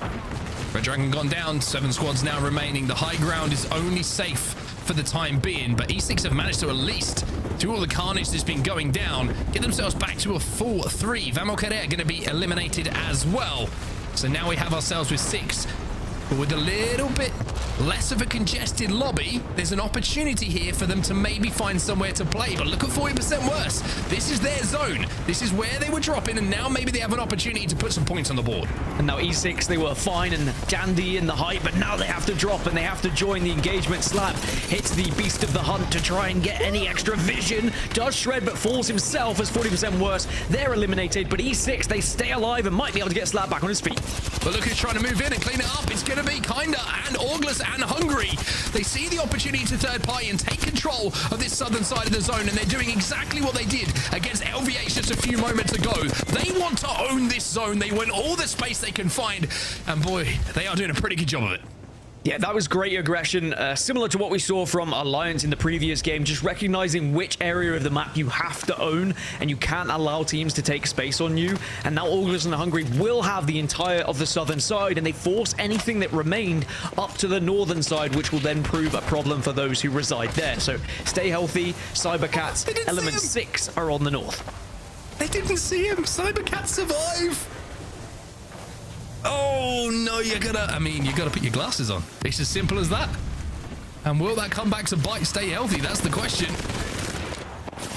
HQ is going to be destroyed. They have control of this building, and they have sent a zone, but they don't know that Solo is there. Not just one, there's two. E6 also have a remaining player, K Swinney, the man who likes to be a thorn in anyone's side. I'm sure could prove to be a problem in this final circle as well, especially as a bang. Having the ability to smoke, if he has a digi as well, could really be a massive threat in this final zone. He had a grenade in his hand. He looked like he was about to do some serious damage with it as well. Evac tower going to be taken down. And ALGS and Hungary on set, I mean, they own this southern side. They're in great position, but it's all about these rats. K Swinney, though, has been spotted out, and the rat trap has been laid. It certainly has. He had an armor swap to play with. The only problem is he doesn't have it anymore. Blue shields is all he's going to have. They tried to push, but weren't able to deal with it. Does he have a bang ult? Because that could cause some real problems in these final moments as well. ALGS and Hungary, they took control of this south side of the zone, and they have spotted out the final player. Cybercats will be eliminated, and now you can see the Solo has an opportunity here, everyone. Because ALGS and Hungary could do damage, and SH could do damage to ALGS and Hungary that might open the door for a little Swinney rat play. Swinney in the top 3. And as you say, we've seen it happen before. We've seen rat plays still find victories, but mainly he's going to be looking to try and finish top 2 as now Dark Veils go down, just to give a little bit more coverage, a little bit of an ability to move here. But OH, they try and respond with some ults of their own, but E6 go down. K Swinney's fallen. Now it's a straight 3v3. Straight 3v3. The only problem is one team has extreme height, but they will have to drop in just a few moments' time. Conduit always down as well. They're having to retreat to the other side of that Dark Veil, but the first knock comes in, and it's going to be Kinda who falls, but ALGS and Hungary will clean up the damage, and the team who have been through a lot in the last few days return to the fore here in EMEA. Their first win, continuing to show us they will be a contender in this split. The black hole proving to be a little bit vital there, really, just to really frustrate their opposition as they threw that one and tossed that one where they were trying to survive and just get a little bit of shield swaps or any ammo, any loot they might have needed in that final zone. But K Swinney kind of ruined it for them a little bit. Just the fact he was there, the knowledge of him being there, I think they knew they had to seek him out. They had to try and take him out of the game, and it just allowed ALGS and Hungary to hold that high ground. But it was their initial push on that southern side to force all teams away from them. They did it all game. They forced teams when they were in buildings, whether on the southern route. It didn't matter. ALGS and Hungary said, we're going to dominate this side of the zone so we can win this game, and they win it with 13 kills. Yeah, very, very impressive. 25 points in total for ALGS and Hungary. Stay healthy with another good result, though. 13 points for them. E6 with Swinney surviving to that top 3. Get some extra placement points to end up on 16. But I think you're right. It's the way that ALGS and Hungary controlled that zone. Once they had an opportunity to fight, maybe got armor checks and realized it was isolated, they weren't afraid to take it, to keep that space in their control. 2 occasions where we saw that, one against LVH and then moving in on E6 after they dropped off that ship, or the high ground, I should say. They managed to control it and win those fights pretty convincingly. So that's what put them in position to win it, owning that side of the zone. And most importantly, Dan, as we move to page 2, controlling that zone, but winning the important fights. Yeah, I think that when LVH were able to position themselves so close to ALGS and Hungary, they knew they had to take that fight. And even though we might not have seen it on our screens, it could have been the most important fight of the game for ALGS, winning that one and showing why they're going to be a real threat in this region. Sadly, it's another 0-pointer for No Days Off after their incredible start in match number 1. A tough rotation for the likes of Cold, the likes of Full English, yet again as we headed to the southeast. But Storm Point is going to be done, so no real northern circles. We kind of went west, maybe slightly northwest, but nothing northeast, that's for sure. South. Who knows at this point? South to me is anywhere not north, okay? It's kind of what works, how we do things in England, right? You're either in the north or the south. It's as simple as that. Nothing else really exists. But No Days Off, like you say, they're having a little bit of a struggle at the moment. Maybe they do need to have a day off. Maybe they do need to just put their feet up and rethink things, because it's been a tough start for them. Full English as well, having a little bit of a slow start, but I'm sure they'll pick it up now we head over to World's Edge. But Storm Point, we did get to see some of those new POIs being in those end zones there, Evan, and a lot of fun with them as well. The only question is, do I need to give you Apple Maps to figure out, how to get there or something? I mean, we talked about a compass earlier on, but about you suggesting that, because that is the worst of all of the GPSs to use. Hey man, I got Apple CarPlay. I'm sorry, this isn't sponsored. I just got to say, it works for me. It seems like you guys are the ones I'm having Google Maps guy. directional issues. Listen, I'm not okay. Let's get back to the game here, because for me, a couple of things I actually really like to see there. My 2 cents on it. One, Element 6, I think had a case-winning I'm him game. He had about 6 kills going into that solo play, which is exactly what you expect from an IGL leader like that, to be able to put his team in contention. I feel like they actually are, really the top squad so far in terms of consistency that we've seen after these 3 games.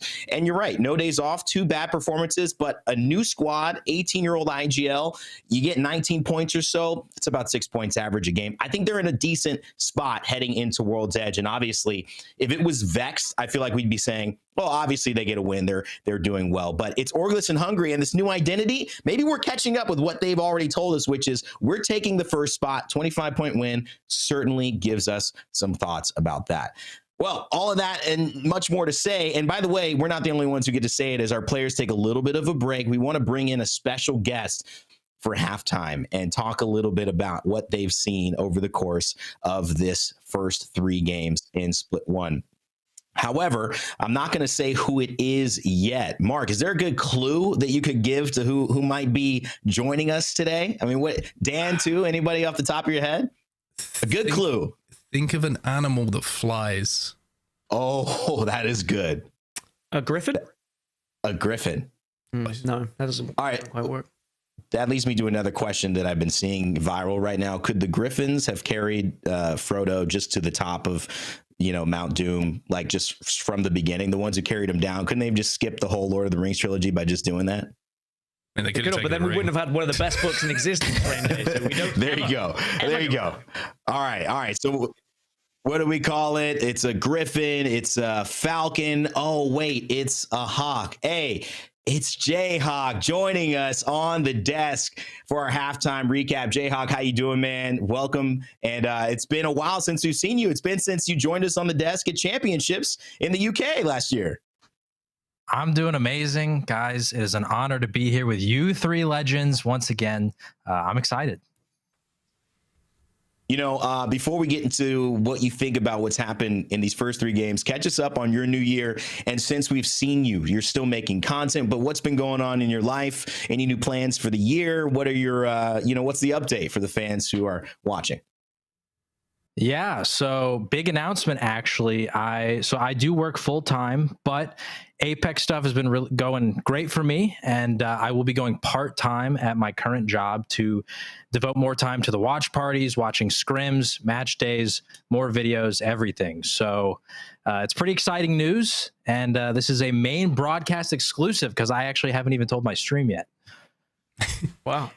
That is awesome. And I just want to say, I don't think I gave you a good enough intro, AJ Hawk. You've been a content creator for our scene, at least over the last year, in a big way, creating not just high-level ALGS, but personalized stories about some of your favorite personalities, players, teams, and in an in-depth way that really isn't seen, not just in YouTube often, but especially in the esports category, 30, 40-minute videos. So thank you for what you're doing. If you haven't seen them, go check them out. I want to let the other guys go get a chat with you as well, Mark, and spend some time with Jayhawk.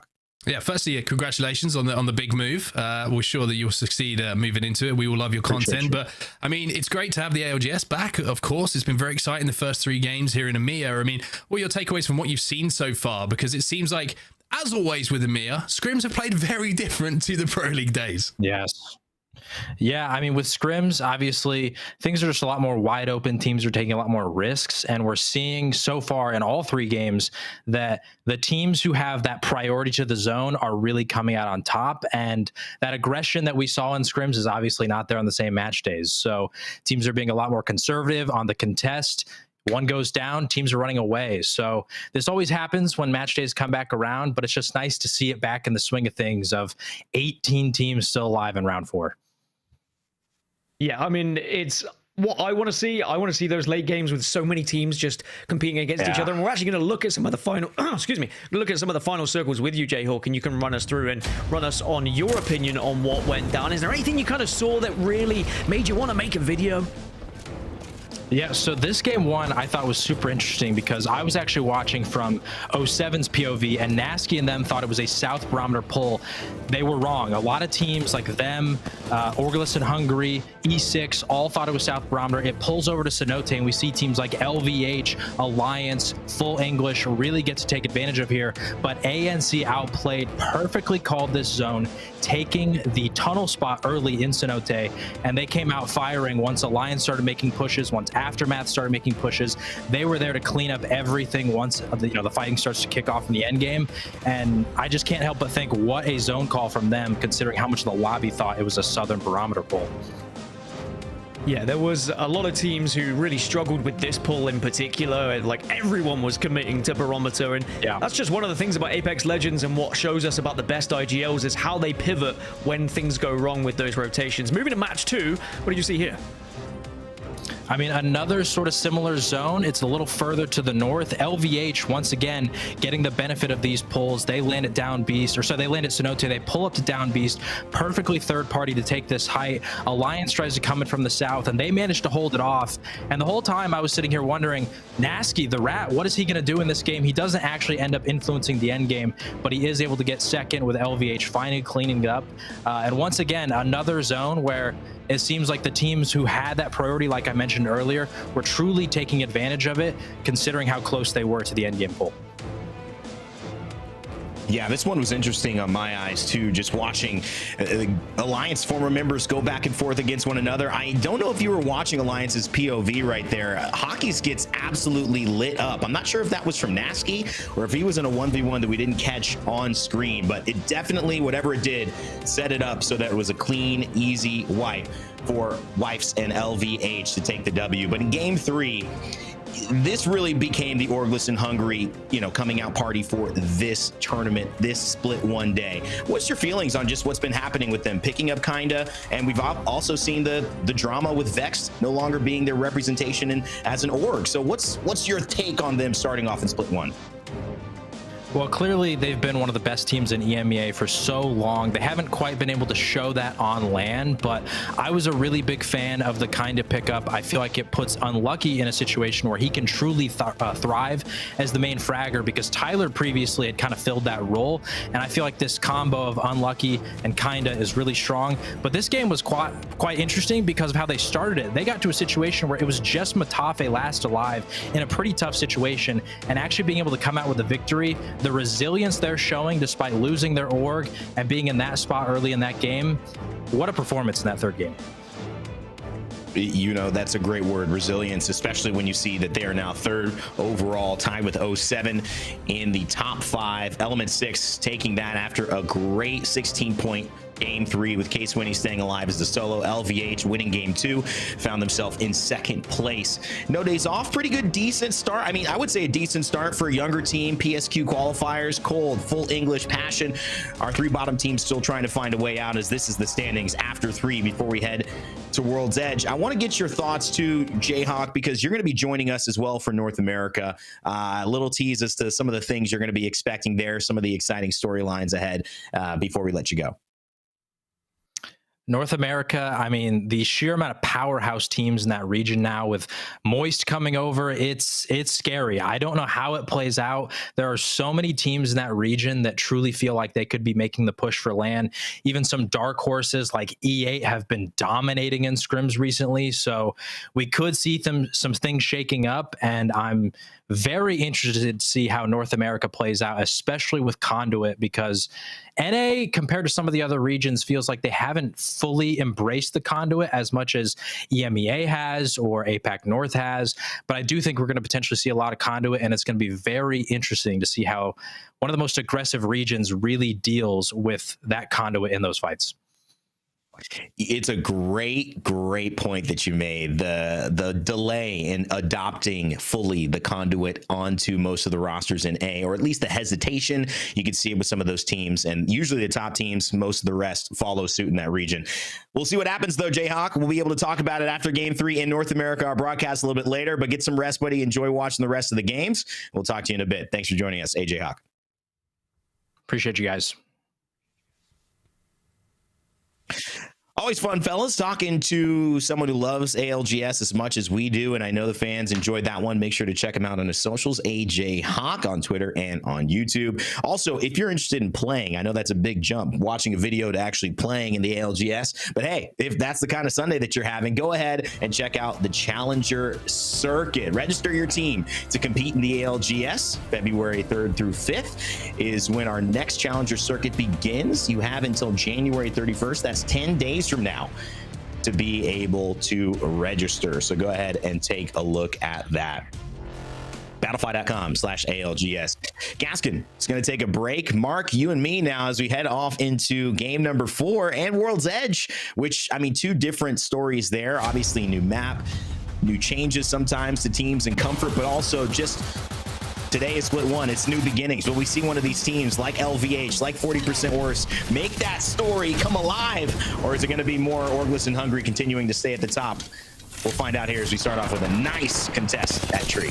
Yeah, it's going to be NDO and Mind who are going to be fighting here. A little spray through the smoke is going to do a huge amount of damage. The Conduit is probably the one legend I would say that if you can focus in a contest, focus the Conduit, because that means that the Q is going to be taken out of the equation. And it looks like at the moment Mind might be able to win this one if they can hit some juicy longbow shots. It's not very often we get this right day. It's a Sentinel versus longbow fight, and the Sentinel comes out on top. My goodness, that is scary. Not the position you want to be in. 1 shot away from death and 2 snipers staring at each other. Sherbert representing No Days Off. He hit it! Mind. Oh, he hit it! Oh my, has been blown. Sherbert with the Sentinel. Oh, Mark, what a start. I mean, Sherbert is a little bit tangy, and that shot was a little bit tangy. That's going to certainly just do a little bit of work on the tongue. My goodness, the Sentinel, I will say, on contest, if you can get it and get away into a position, it is a one-shot kill, basically. It really can do so much damage. You hit that headshot, and you've just seen what a difference it can make. But it's one thing to have it, like I say, on paper with the stats to do the damage. It's another to do it under pressure. So a great job there hitting those Sentinel shots as LVH under a little bit of pressure here as well. Yeah, and just to back on that Sentinel, that last little point, just the confidence you need to have, because the fire rate is so much slower, it feels like, than that longbow. So you've probably got 1 shot. You've probably got 1 shot and you got to make it count. If you hit it, you're going in. If you lose it, you're going home. So I just love the confidence from Sherbert. And that's going to give their team another chance to start it off here. ANC outplayed, also one of those teams that we had not brought up in our pre-show, but now they have made us talk about them taking first win in game 1. The Italian trio, a long tenured squad, 25 points. As we take a look at the overall map, it's going to be obviously a much more spread out, I think, even pace game. We saw some northern pulls in Storm Point, which really crammed the lobby up as well, but we're going to wait to get some info on the second zone. Seems like everyone's content to be looting except for that early contest that we saw.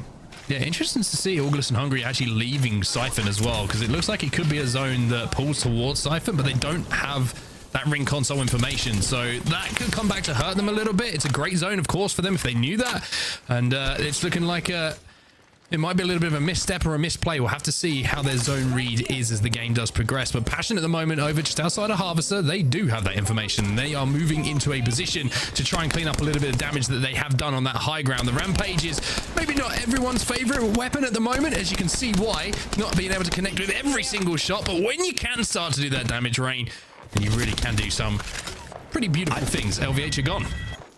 I just think it's actually one of those underrated weapons right now, believe it or not. With the nerfs to the R9 and the car, though they're still good and this fight's still going, I just love the output that the Rampage can do as an actual weapon. And I know that, yes, it's a little bit of a slower fire rate. You have to get used to it. It doesn't blend the same way that I think, you would when you're using maybe 30-30s, triple takes, and you're going into the cars R9s, but I just feel like the raw output is good enough that if someone on your team holds this, you really get a lot of openings, especially from range, and make it difficult for teams to push up to you. It sucks close range. I'm honestly thinking that you can't really hold on to it as a main damage dealer, but if you have the ability to run that with something like a car, with an R9, with a Volt, I actually think it provides a lot of value that people aren't really aware of right now and maybe just not comfortable with. Obviously, everyone's going to have their favorite choices of weapons, but it's always been a favorite of mine, and I'm going to fight for it till the day I go. I was gonna say, you've probably seen it in his best use case there, right? Someone running across open ground that you can just kind of trim them down with a little bit. 40% worse. They've got a Sentinel. We've already seen how much fun this weapon can be, unless you're on the receiving end of it. More fun to have it in your hands. And looking at the armor check, it's not looking great at the moment. They are severely underdressed for this situation, but they are in a good position. And with that Sentinel, a couple of shots, that could change very quickly. Love that charged up shot. 158 to the head. If you're able to connect to it. Obviously, you got to do a lot of things and sacrifice the shield cell, but it's not too much, especially if you have 6 or in excess, which most of these pros run around carrying. Still early round zone pulling in. We haven't seen where it's going to land just yet, but that will give a major plot twist to this current story where everyone's really content to just fight from range. Horizon Q up to make it a little bit easier and a little safer actually to get to the evac tower and make it away without getting shot. And ANC Outplayed will make their move now, heading towards the center of the map. Interesting to see where this zone is going to be going. They're going to be playing for the truck, and we do see this finish around here, just outside, sort of stuck between Tree and Siphon quite a lot. And the truck is such an interesting kind of conversation topic because it always feels like it's a good hold. And if you've got a Watson, yeah, it is a little bit easier to hold because you can avoid those spam grenades coming in. But there's just so many LOSs that you can be hit from when teams start to collapse on you. And if that gen does go down and it isn't placed in the best position, then you just become sitting ducks for those grenades to fly in. It feels like a great top 10. It feels like a hard win. This is a hard win spot, a great spot to get out of the riffraff and get into at least a few points. But it becomes very difficult because it's so obvious that you have this wanted territory. It's like, you know, you are the one in, you know, the Squid Games remake with the burger and fries, and everyone realizes I haven't eaten all day, and they just start grabbing and grabbing before you know nothing is there. It gets people's attention. It is safe, but we'll see how ANC Outplayed use it. I think for me, teams that win from there know exactly when to abandon it and make a move. And obviously they've got the experience. Hopefully that will give them a little bit more guidance. This zone now about to fully close in. We've still got most of our teams alive in the lobby. It's going to be a southern pull, and this is actually going to shift quite a bit from the north side, who are kind of playing there, slowing it down. But for those who have played south, they're going to be feeling pretty good about holding, and especially trying to get rid of the teammate enemies who are nearby.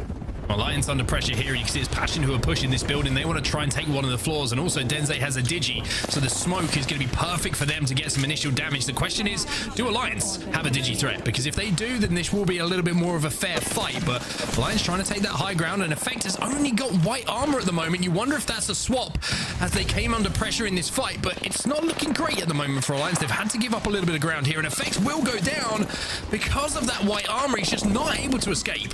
You can tell they were in trouble as well. At least they kept the conduit alive. This is Yuki and Hockey's. They can do this as a duo.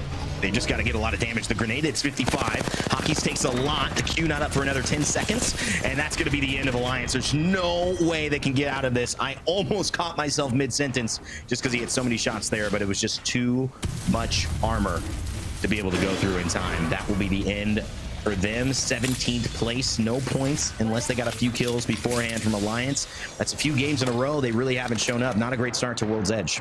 Yeah, a little bit quiet, and there's a pretty good zone for them, of course, dropping over at Thermal Station, so not a big rotate for them. They would have been able to play some pretty priority spots, and they've just been pushed out of it and run over a little bit too easily for my liking. You have to wonder if it was the armor difference, if they got an armor check there and Passion decided, hey, we see a white armor, we can run this team over, even if it is Effect. It's just too much HP difference between the two teams to really have a fair fight in this situation. And we talk about recognizing advantages. That's exactly what Passion did. They recognized the advantage and weren't afraid to push it. Well, that's what I love too about BRs, but specifically Apex. I find that I made this reference before, not on broadcast, but it's kind of like the multiverse of madness where there's these different timelines. And I feel like most teams can realize these timelines by taking action or taking inaction. And you basically have a chance, maybe a window, a small moment where if you push this, you win this fight, the rest of the game opens up to you and you actually have a clear path to victory. But if you don't, maybe your path to victory isn't for another 6 minutes and you have to just hold tight and then win that fight. And I think part of it is that when you see a team that understands how to take the best path consistently, I look at North America, I think TSM is fantastic at knowing when to push those paths, when to sit tight and wait for that moment. I think when you see that in EMEA, Passion showing a great opportunity of, hey, this is our moment. We get a big team out. We get a great spot towards end zone. And now Passion sitting in maybe one of the best spots in the game. I just want to quickly go back and talk about ALGS and Hungary. They did leave Siphon. Of course, we've seen where the zone is going. They are playing from launch site at the moment down on the southern tip, and they're going to be able to rotate down from the high ground if they can hold out any late rotators through. So they might be in a pretty good position to actually be involved in this end game and approach with a walk-in that is very, very strong. Speaking of Siphon, though, you can see the one building that will be still inside of this zone before it starts to pull away a little bit is going to be Red Dragon. And they've been kind of in and around the top 10s a few times today, but not quite been able to contribute to that final fight. One thing I'm noticing too, you mentioned ALGS and Hungary taking kind of an edge approach. Element 6 as well. We're seeing two of the most veteran leaders in terms of IGLs, Matafe, K Swinney, taking this slower approach to this type of zone. If you are a betting person, it's probably a good sign that that's a good direction of how to play this one. A lot of teams though vying still for that very center spot, and now we're starting to see a few drop. Kurev, who had that great play in the hallway last game, now ultimately going down to 2R1C. Not a full wipe for that squad, but still damage being done for Aftermath. Vamo Kashera, they found themselves in a different RV, still in the center of zone, but it's going to be difficult possibly to maintain that yet again.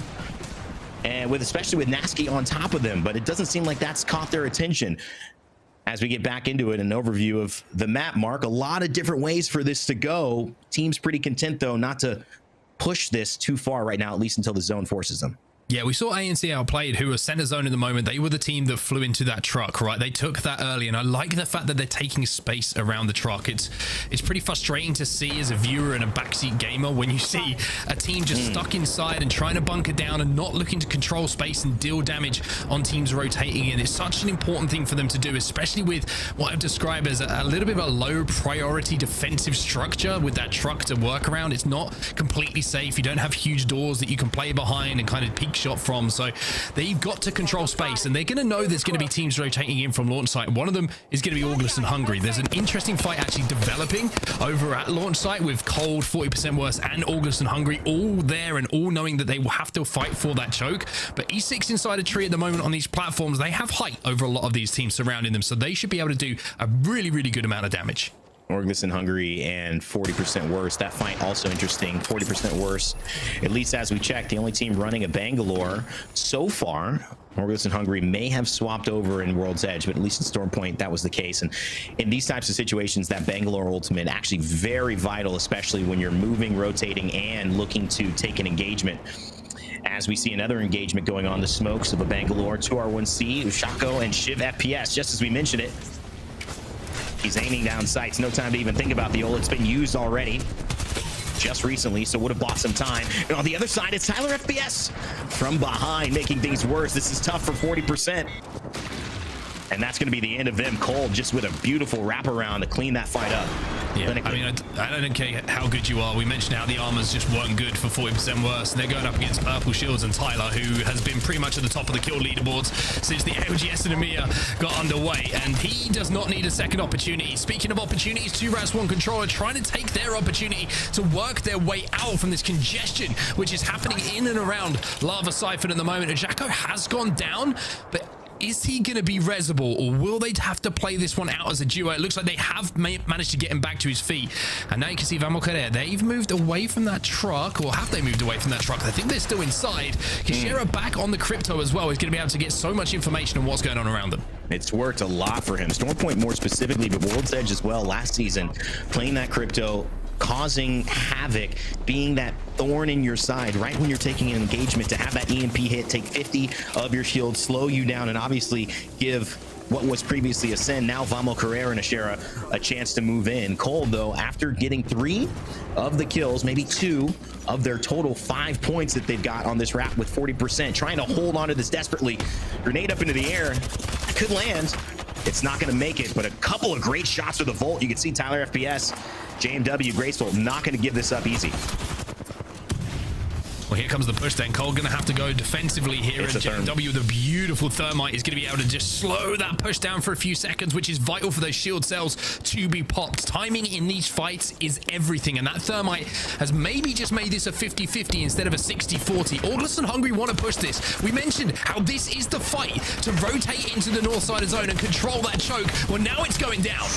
Ooh, and he missed that one big time. Unlucky though, gets up off the gravity lift. The spacewalk passive means he slides a little farther than any other character would have done, and that means he gets 56 more damage than most other legends would have. Horizon coming in with a spacewalk, and ALGS and Hungry on a high. Can they keep it though? It looks like threats arise from every single location. They're going to have to get a big shield swap here, Mark. Otherwise, they're going to be in trouble.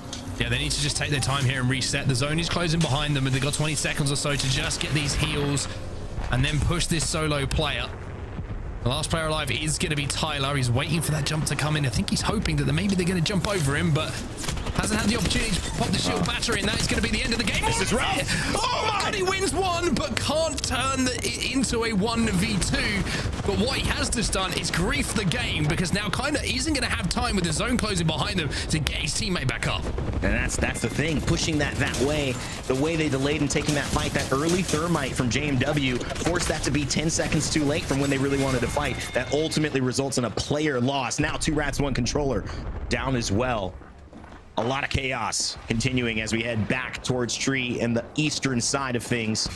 In between that and launch site, outside of where the rotation has occurred, ALGS and Hungry still have 2. Maybe they have a mobile respawn beacon, might have been able to craft the banner, could see some heroics there, but right now we're following Element 6, who are creeping in on the hallway and looking to take the lead from Slab on the Bloodhound.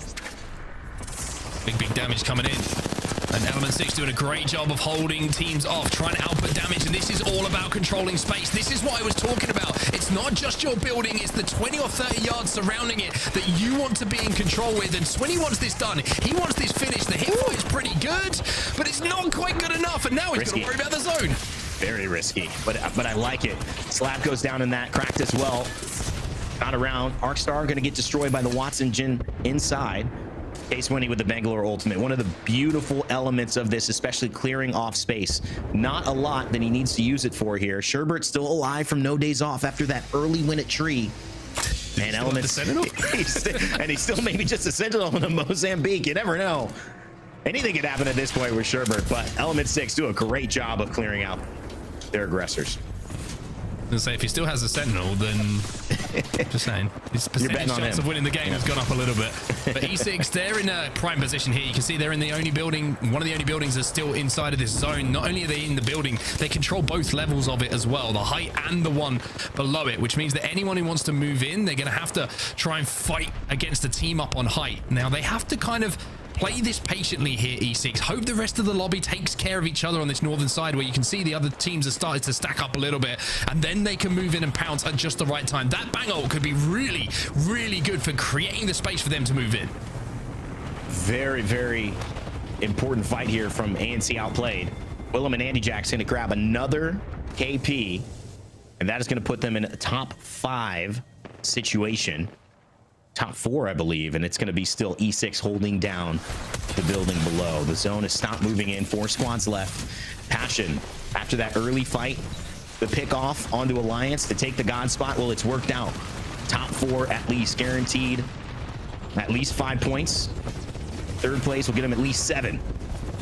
But they've got to survive. And ANC Outplayed, for all it's worth, Mark, they've done a hell of a job keeping this trailer intact. They have, and in the meantime, they've held the trailer. Well, E6 have made their move. They've now moved to the north side. They've cleaned up 1 team. So 3 squads still remaining. ANC Outplayed are just waiting to see this damage being done. And now it's going to be their time to move in. Move from the truck and see if they can take the high ground away. Passion will fall in the meantime. It's E6 versus ANC Outplayed.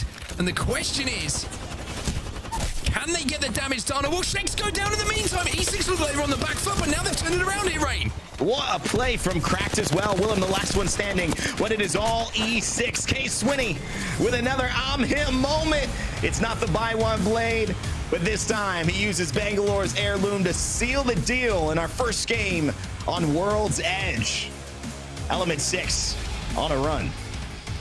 You love to see it from E6, right? They've been picking up points today. They've been putting themselves in position to make sure that they are contributing to the leaderboards with KP. Well, now they add KP to a first place finish. And I gotta say, the way that they controlled the space around that building when everyone started to try and play underneath it, that was the difference maker for me. And then the opportunity seized, like you mentioned, the timing on that opportunity was taken. They win that fight on the north, and then some really good shots. Sometimes we talk about like the intricacies of Apex Legends. Sometimes you just have to outshoot your opponent, and getting that first knock was the difference. Yeah, and that was, I mean, I think we caught ANC Outplayed's perspective for the beginning of the fight with E6, but you could just see two players down. You could just tell from the pace of that fight how effective Element 6 were, barely missing any bullets, and 21 points, a well-deserved, hard-fought battle. From the perspectives we saw, it seemed like they definitely did a lot to get there. Passion ANC Outplayed, though, they played great games of their own. No days off, bouncing back. A good game in game 1 of Stormpoint. Now a good game in game 1 of World's Edge. They're setting themselves up for a decent finish today if they can keep this up. And as we head to the backside of this, Mark, obviously there's going to be in our bottom 10 teams some people who don't get off to a good start. And one of those teams, surprise, it's Alliance. We know what happened with them. Anybody else catching your eye? LVH having a little bit of a quiet game, where Stormpoint, they were one of the teams to talk about, right? They were really, really successful in putting points on the board there. We did see them struggle a little bit on their rotate this time around. Full English have kind of been in around sort of, I would say, 10th on average today, but the worry for them is their points are coming from placements, not the kills to go alongside it. Even though when you look at the leaderboards, it's like consistently they might have been around that 10th place. If you don't put KP on the board, you end up around that 15th or 16th overall. So maybe they're going to have to look for a few more KP or be a little bit more successful in those fights. As we take a look at T comparison, the two teams we had in our final fight, E6 and ANC Outplayed. I mean, they did a great job overall. I love setting up stories for these teams. One had a very consistent spot. They trusted into the very end. It got them to second place. I think they did a lot of work to do that because they had hit shots from even inside those windows with weapons like a Volt, which don't usually operate that effectively from range, that made you say, okay, these guys are firing, no pun intended, on all cylinders. But Element 6, that mid-game to early late game where they just held off that building, they fought inside, they had the multiple levels, saved the Bangalore ultimate, cleared their outside as well for the stragglers who were trying to survive and kind of play underneath that building, and then to move up top at the right time and fight from low ground to high ground against ANC Outplayed. I mean, hats off to them, and there's a big reason why they are 26 points ahead of our next closest contender, 16 points ahead, excuse me. What a fantastic, though, showcase of their performance so far today, Mark. Yeah, I think when you're looking at the overall leaderboards at the moment, the one thing that's sticking out to me is the obvious one, which is E6 at the top. They have yet to have a bad game. And what I mean by that is when a zone hasn't been good for them, they've still picked up KP, right? They've still put points on the board. It is that consistency that we talk about that you are looking for from a team. And I think the great thing for Swinny here is he's found two players who in team fights he can trust to just back his calls, to be aggressive and hit shots. And that's what all the top IGLs are looking for at the moment, right? A couple of controller players who are going to be able to move in on your call and output damage to clean up fights as quickly as possible. And I think Swinny himself's been hitting some really nice shots as well, and he's been doing a good job of commanding space for them. So E6, the chemistry seems to be there, and that was our keyword coming in today. Who can find their chemistry quickest, who can be the most effective, and who is going to put those points on the board because of it. Case Swinney, some people you call controversial. He's not controversial. He's, however, a bit reserved. There's almost like a layer before you're able to really get to him. He doesn't do the same level of I'm out there as some of our other bigger personalities as consistently. But when you look at his fan base and Element 6 as a fan base, they are one of the biggest fan bases in all of EMEA. That crew shows up to every single live event that we do. And online, their support is magnanimous. So I feel that whether we talk about Case Swinney as much as we talk about hockeys or as much as we talk about Nasky, from an actuality standpoint, these guys are pretty much all on the same level in terms of support. And I got to say that Case Swinney certainly showing up that this could be the start of a very important year for him. Great stuff from Element 6. Great stuff from you, Mark, as well. You'll be back with Dan Gaskin in just a second. I'm going to be taking a break. We'll see you here for our next two games.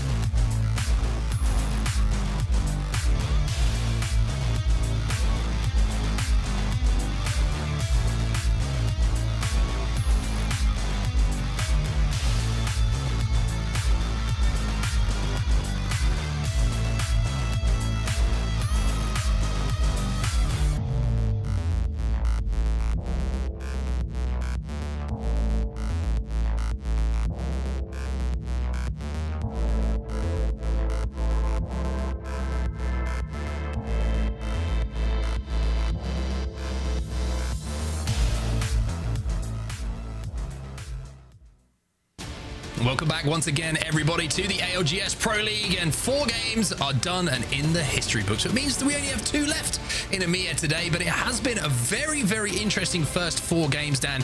And after we've had those results come in, we can see that E6 is certainly the forerunner here as we head into Game 5 here on World's Edge. Well, one thing we do know is no one's going to get bonus points from winning more than 50% of their matches today. But E6 starting to create a gap. Could they make that gap 50 points in the next 2 games? Likelihood is no, but that's still something we'll keep an eye on. But the fact they have been able to stay at the head of the pack has been very impressive, to say the least. I really hope that production can kind of find, like, you know, you win on a slot machine, goes ding, ding, ding, ding, ding, ding, ding, ding. If you get a bonus point. You get a bonus point. You get a bonus point. Well, maybe that's an idea for the future. Maybe I kind of hope it doesn't happen this week now, so they get a little bit of time to maybe work on that. I'm sure that will get approved. Anyway, Dropship is in the sky, everybody. It's game number 5. World's Edge, the old favorite, the old classic, the thing that you just can't get enough of, to be honest with you. E6 at the front of the pack at the moment, Dan, and we'll have to see if anyone is going to push them in these final 2. Yeah, this is where we're going to see teams really start to get a bit more aggressive if they're at the bottom of the leaderboards. Maybe we'll see some composition changes. Maybe a Revenant will turn up. Who knows? But there is going to be a fight happening. You can see LVH versus 07 going down. And as I say, go down, Liffen has fallen. This is why LVH did not have a good game number 1 here on World's Edge. Very good on Storm Point, of course, goes without saying, but this is a very different proposition for them, finding 07 pushing them here over at Lava Fissure. And Lava Fissure has been where Naski is called home for quite some time. Last season, he wants to continue it here, so 07 going to have to move in and finish off this damage and finish off these final 2 players. The Eva 8 is going to help that. Max is going to have that Q saved as well, so this should be just a case of finishing off the pieces. And it is. There you go. LVH have been eliminated. 07 made it a little bit ugly at the end, but doesn't matter if it's a little bit ugly as long as you get the job done. We did get to see how high an octave you can go, though, so that was very fun. No, you didn't. We've seen nothing yet, sister. But I'm very excited to see. I'm just saying, there's a reason people call me Mariah when I hit the karaoke. Dude, who calls you Mariah? It's the people, man. Okay, people. It's the rumors. We'll look for it. ALGS karaoke coming your way one day, I promise. Circle, let's have a look. We are going. It looks like we're going to be going to the southern side of the circle. No days off. They're going to be comfortable at tree after forcing the team away that they initially had that fight with. Remember, in the last game, they had a little scrap, but now they're going to be more than comfortable because Mind are down to just 1 and retreating to try and get those banners back. Yeah, indeed they are. Scarpering away, but again, the banners are going to be retrievable here. The problem is he might have to wait a little bit of time before he can find somewhere to actually get those in, because he's got to think about where he wants to rotate and where there's going to be a crafting station available to do it. So it might just be a little bit of AFKing for Mind until everybody else starts their rotation and they can think about where they want to go. Speaking of where you want to go, this is where you want to go. The zone is showing for all of you wonderful people at home, and you can see once again in a fairly similar position. Last it was a tree zone, and this time we're seeing maybe a siphon zone that's going to be pulling towards some of those open areas in and around the lava. We'll have to wait and see where that zone pool does come, but siphon's going to be a good place to hold. A lot of teams might try and stack up inside of there, or ALGS and Hungry, who of course do drop at siphon, have decided that they want to move over here, and they had a little bit of beacon information as well. Yeah, Cold also have beacon information at stacks, but they're probably still concerned about the big Maud team. EXO are going to be making their way in via Balloon, and they'll be arriving on this northwestern side of Lava Siphon, and they'll probably be greeted by very little, and quite surprised of the amount of room they're going to have to play here, because the Lava Siphon teams and those teams around are very much playing on the southern tip of Lava Siphon, and that's probably why we're going to see another evac tower going down here, because teams don't want to be caught on the northern side. If you're arriving early, you want to get into one of these prime positions, which is going to be on the southern side of Lava Siphon. It's interesting to see, you know, you look at Lava Siphon, you're looking at the rotation here, and I'm basing this off of zone for ALGS and Hungry, right? They don't have a ring console, but they do have the survey beacon. You're probably thinking, hey, they're not going to know where zone goes, but they can play off of the information that they see from maybe the team who land over at launch site, right? If they aren't leaving, if they aren't trying to rotate a little bit earlier, knowing they have a prior position, then they probably realize the pool is going to be going a little bit more towards the south. So that's how in-depth these teams will kind of play their decisions, and will they rotate based off of the information that they do have available. But information is one thing, having a scrap is another, Dan, and Full English will be eliminated. And again, I think it's just a case of their fighting not being up to scratch today. Yeah, it's another game that's ended pretty poorly for Full English, but it is going to be about getting reps under your belt. not the North American reps. You don't want to try and put him under a belt. Instead, I just mean getting the games done and dusted. The chemistry has to start to arrive with some of these teams, and it might take a few match weeks, but you need to find it soon, because otherwise you are going to be at the bottom of that leaderboard looking up and then having to play somewhat aggressively in these final weeks. But certainly in the final games, we might see more teams trying to push fights, trying to get that KP if the rotations and the zone play hasn't really worked out for them. Yeah, Exoclan are going to try and hold down this building, which is kind of in the valley between the tunnel and Siphon itself, and they're also going to be playing a little bit of crypto to just not only grief some of the people who are surrounding and cause some problems, but also just to get the information of where everybody else is trying to rotate. And you would imagine if it stays quiet for the next minute or so, you might think about repositioning, because everyone else will be thinking, hey, the zone isn't going here, and the teams who do have that survey beacon will have obviously located towards zone. And Alliance now, it was a little bit surprising to see them leave, I would say, Thermal Station with the white armor. I'm not sure if that was the case in the last game, but we certainly saw the effect with just the white armor. Maybe he had to swap to it because he took some damage, but it didn't look like the normal loophole that they would have left with. No, they are a team who like to be well looted and booted. I mean, they still are going to be comfortable in fights, even with pretty poor tier loot, but they just want to make sure they are a lot more equipped when they do get into those engagements, because people are going to have those purples ready, especially if they've already been in a fight, been able to level up those Evo shields effectively, as X are able to force away a team and take control of this building, and now they can hold this for quite some time, I'd imagine. I want to say, by the way, that is a beautiful construction of what's... he ruined it. I was going to say, it was a beautiful construction of concentric... Look at that. Wow. Oh, it's a bow tie. That could be an esports logo. It's 2005 Dan Gaskin. Wow, that's a time to be alive. Watson, though, has been very prevalent in these lobbies. We were kind of wondering, would we see much Watson today? I think yesterday in APAC gave me an indication that, yes, she is going to crop up a little bit. The fact that you can just zone out some teams and really frustrate them and hunker down is going to be so important, especially here on World's Edge, where those rotations are going to be a little bit more comfortable than Storm Point. But we're seeing such a different pace on set, such a different pace of lobbies than what we saw in scrims, and I think that every year we get used to scrims being so fast, and then tournament play comes around and we're like, yeah, okay, this is how the game is played. Everyone is playing a little bit more zone or playing more slow edge, because we have seen teams finding success playing edge here. Yeah, I think teams realize as well that, if you die, it really matters in ALGS. You can't just go and get your dinner like you can in scrims. Yeah, I mean, it's more, push this team could hurt you if you make this decision. They realize that, but we'll have to see how Coldplay. We did see them just outside of the dome, and I'm not talking about the band. I'm talking about, of course, Team Cold, which might be a better way to put them. Would be somewhat surprising to see Chris Martin in the ALGS, but who knows, maybe in the future. Post Malone's been playing. He's a hot dropper for sure. Speaking of hot drops, people dropping out of the sky, it's 2R1C, just trying to stay away from, I think it's Infinite, who were doing some damage, but now they're down to a 2, so they're going to have to retreat.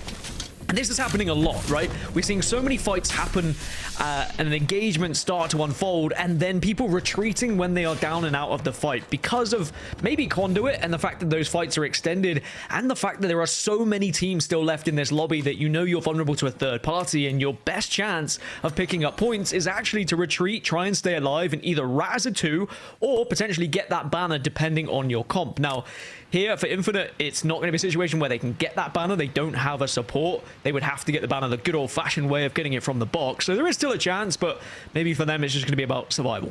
Yeah, I think one thing to just highlight as well is if you escape as a 2 and you decide to rat as well, let's just think about things a little bit here. Ratting has become more viable of a tactic. We don't have Seer, we don't have many Bloodhounds, so people aren't going to be scanning buildings and getting that free information. So you can get that first pick, and a 2v3 it just turns into a 2v2, which becomes winnable, right? So you have to be very aware if you're making a rotation through any buildings at the moment of teams who might be just hiding in some corners, hiding in some pretty unorthodox positions to catch you off guard and get that first pick. And I'm sure there would have been some occasions of that. Teams holding chokes, playing up in that high ground and not showing until a rotation comes in.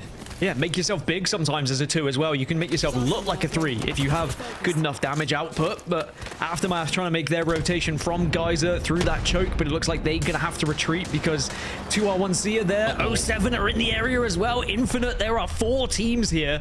And 07, they're kind of licking their lips a little bit, having a look at this one saying, could we? Should we? Maybe? But no, they're thinking better better of it, and they're going to make their own rotation elsewhere. Yeah, I think that's the smart decision, right? They not only do they realize that this is a third party where no one has really gone down, but also they realize the zone is moving. So they can turn around from inside of the zone and look at this if the teams try to mirror them on the way in. But Infinite, we mentioned how they're trying to show themselves as a 2 at the moment and make themselves look big. Well, they have to go somewhere. And the problem for them is they've got a team below them, and they've got a team who they're going to have to try and take down before they rotate. So this is just slowing everyone down at the moment. You don't really understand who benefits from this fight as Zone 2 starts to close.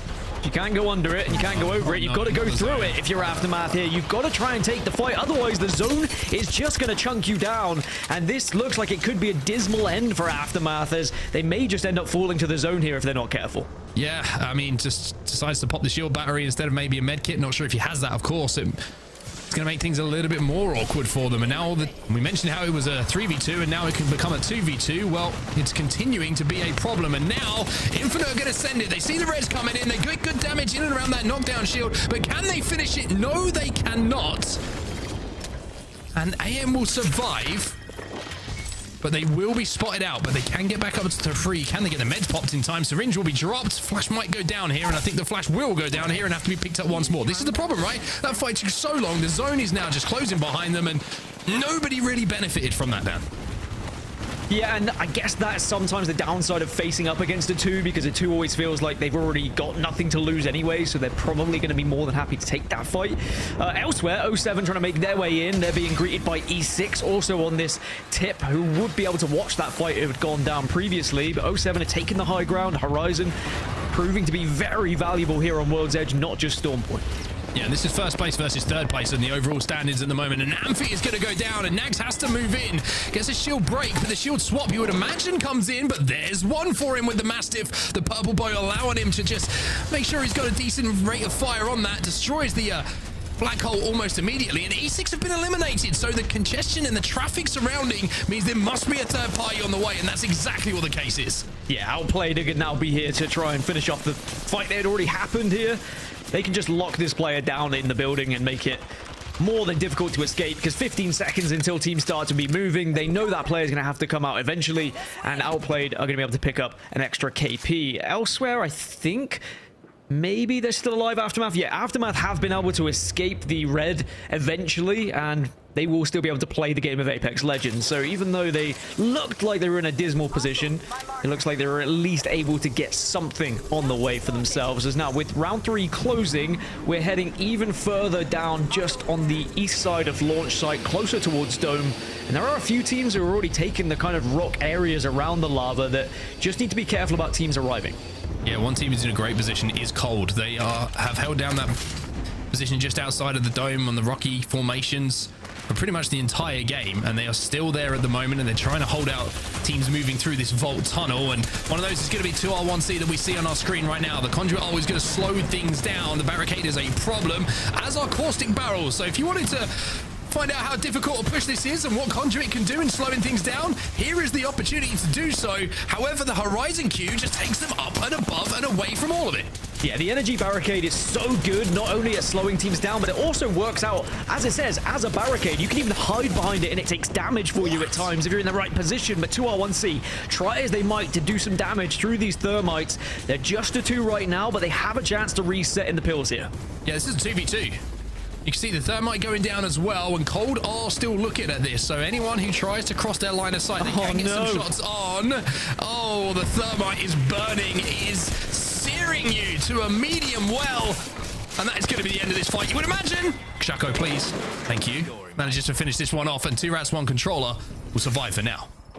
That thermite was perfectly placed. It looked like it wasn't hitting whilst they were doing the res, but as soon as they got back up, the animation sent both of them into the thermite. Excellent placement in the end, which won the fight. Now, ExoClan, there are 3 right now, but look at the health on these players. Shex is falling, so they do have an advantage. It is a 3 versus 2, and they've managed to get the wipe. Shield swaps available to them. This is looking good for Exo.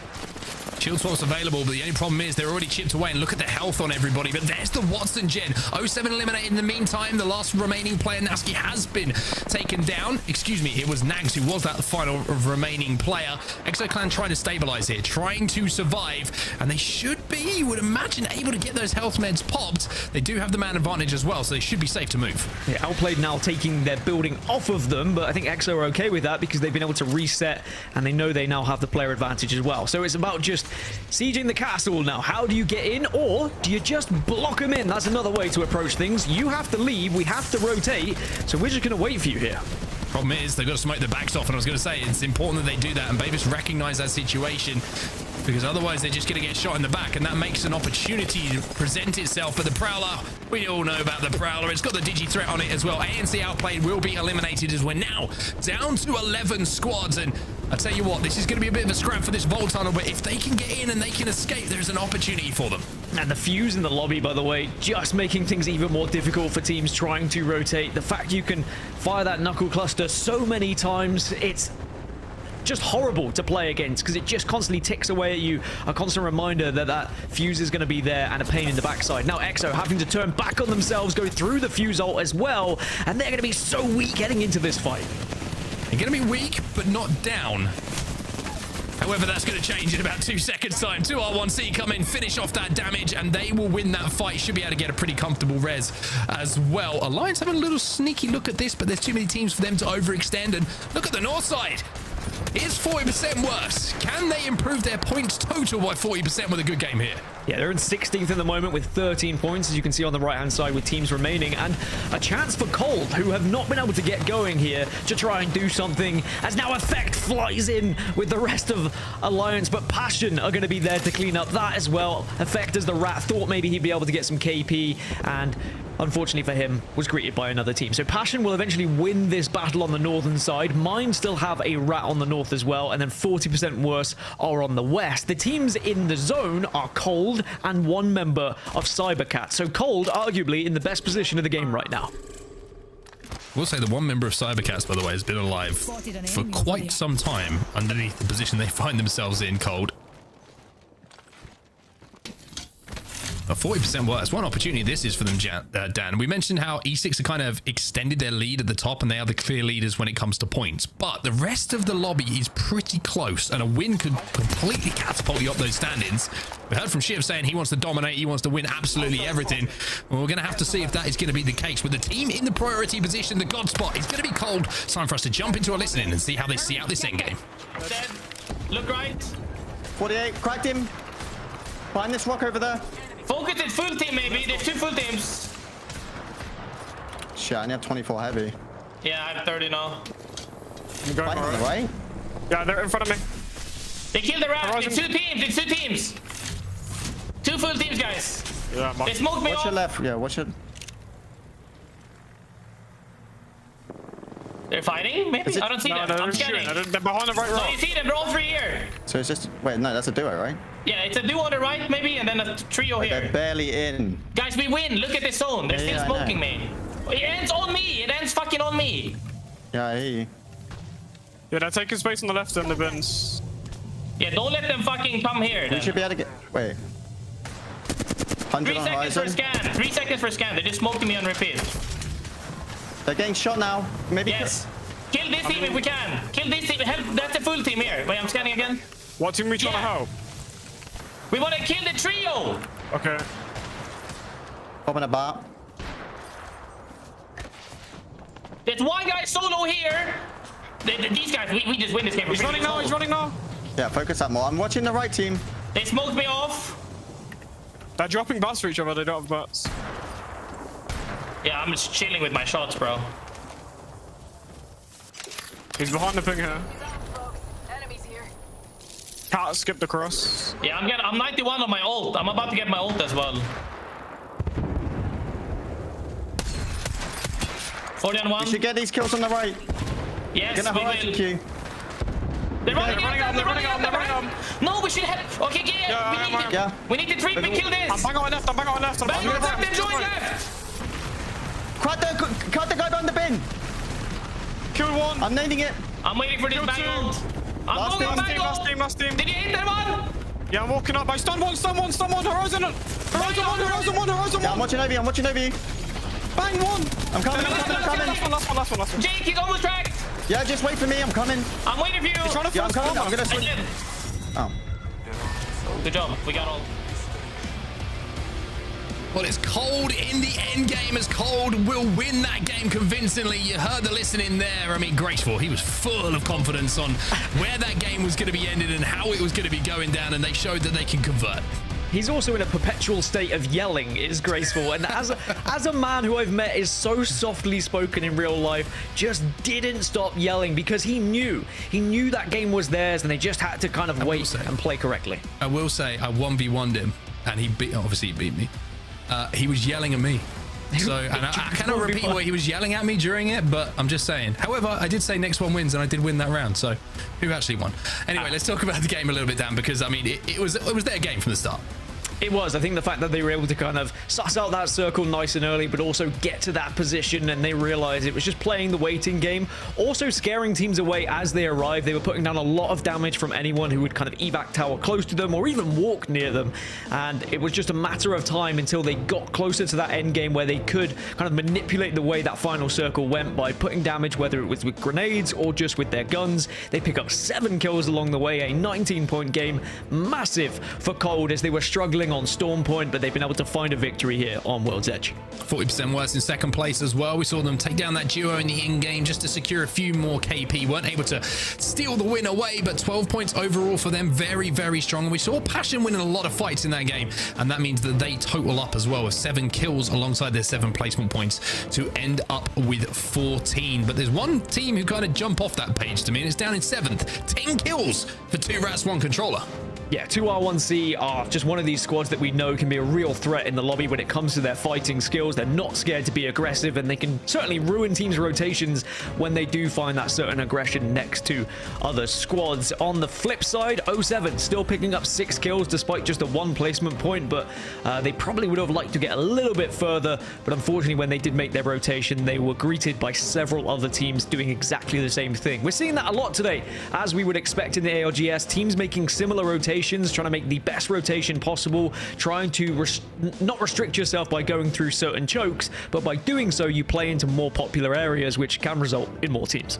Also means that, you know, they've contested LVH, and even though they're winning it, that 30 seconds the contest takes, that 2 minutes the contest takes, it slows down what might be your pre-planned rotation or what you would say is your ideal one. So they have to deal with that as well as everybody who is being contested at the moment does as well. Here's your match 5 results then. You can see who did the damage, who picked up the kills. And at the top of the leaderboards there, you can see it's Tyler, the man I mentioned, who was fragging out last year alongside his Vex teammates. Well, he's found a new place to play, and he's got 4 kills to go alongside it.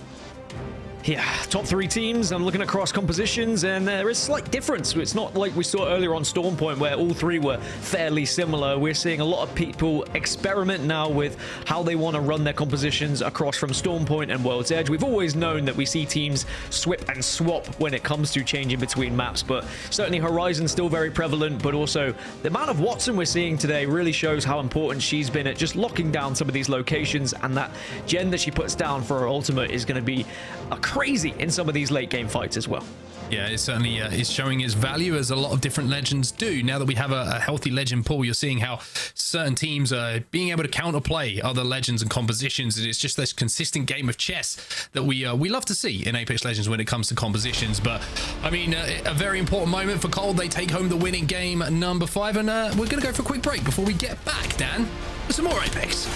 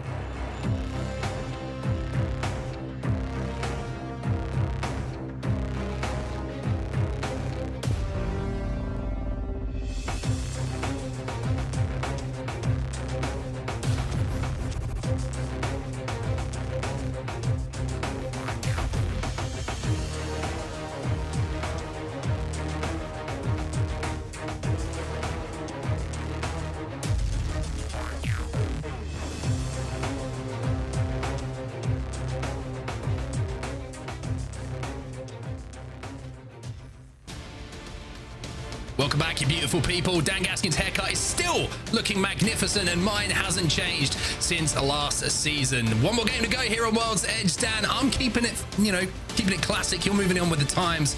I love it. We'll have to see if teams can do the same here in our final game. Yeah, and first place is up for grabs with E6 going out relatively early. It means that people are playing catch up, people are closing that gap. Don't think we'll see any bonus points today. Actually, I am 100% sure we won't see any bonus points today, but that means it just leaves it up for other teams to be that first squad to get a bonus point. Don't worry, I will stop talking about bonus points. They're just new. I like talking about new and exciting things, all right? This is a number. You love numbers. This is like Christmas for you. This is like everything. Love numbers, love maths. Well, match 6 is going to be World's Edge again, but we've had a different winner in every single match so far. Are we going to get our first repeat winner, or will we manage to see all 6 matches being different squads? Well, that's looking like it might be the case, as we've seen consistently different teams in those end zones. And one thing I'm wondering about is if we're actually going to go to the north of World's Edge here, because we've had 2 zones which have pulled down towards the south. We had the tree zone, and then we had the one outside of launch site. So we're going to have to see if some of the teams on the north side get a little bit of luck going their way with where that zone starts to go. We can see the legends starting to populate as well. We got a little bit of Bloodhound. We've seen Watson, which I think is the correct call from you to see that it's been utilized pretty heavily, but not a huge amount of conduit here on World's Edge in comparison to what we saw on Storm Point. Yeah, teams that are looking to have the early fights are still picking Conduit by the looks of it. We've got like, what, 5, 6 teams with Conduit? We also have a crypto coming in for Alliance as well. The only crypto in the lobby, I believe. Still nothing to be seen of any like Revenant or anything crazy for teams looking to be aggressive. And that's probably down to the lobby still being relatively close, Mark. There is still points to be picked up here. No one feels like they desperately need to be searching for points, especially in match 1, or week 1, should I say, in your matches, because you still could get decent points with your composition that you played. You don't have to play catch-up just yet. Well, let's see how game number 6 goes here in EMEA. The games pace-wise have been pretty consistent. Everybody's been trying to play for that end game and trying to maximize those opportunities to get points on the board. It's been a pretty good day of Apex so far. I would say the last game, a little bit surprised to see some of the zone reads coming in, especially from the teams who might have got the survey beacon. It didn't feel like many teams really got that one right, Dan, and that really did cost them as we got towards that end game with Cole just sitting there pretty much on their own uncontested. But speaking of contests and being uncontested, that's not the case here over at Tree. Yet Mind and No Days Off are having their fight yet again. I will note Alliance are dropping very aggressively close by here, just to have a little peek if they would like to, but Mind ran away last time. They weren't able to get the better of No Days Off, but it looks like maybe, I was going to say Mind have got the better of them, but things slightly evened out here as it's going to be the Nemesis shredding through, and No Days Off are eliminated. Now, do Alliance or Cybercats try and jump on it? Yes, Cybercats say, okay, well, you've done the damage initially. Maybe we can pick up the pieces here. Do they have the time to do so, though? Are they going to be able to reset? You can see Ranches is already up high. They haven't managed to pop those cells yet, and to be fair, they wouldn't have been in a position to pick up batteries just because this was an immediate contest, so they wouldn't have been able to loot up. It will only be shield cells to play with, but Ranches has taken a little bit of damage, and now there's an opportunity and a window for them to reset and make Cybercats think about this. Cybercats on the core stick as well, running as a 2, and they will just retreat out of that one. Mind did very well to reset quickly, get back on their feet, and then retreat so that they didn't take too much damage. Alliance also went more than happily back to Thermal Station to carry on their looting path, but I did like how aggressively they dropped just so they could keep an eye or their ears down and check on that fight as well. Now, circle-wise, we're going to be moving up between Monument and Landslide for this circle, so this is going to be very difficult to play on that western side with very little coverage, but you can survive in Monument for quite some time here, so I wouldn't be surprised if we see teams moving quite quickly towards the center of the map.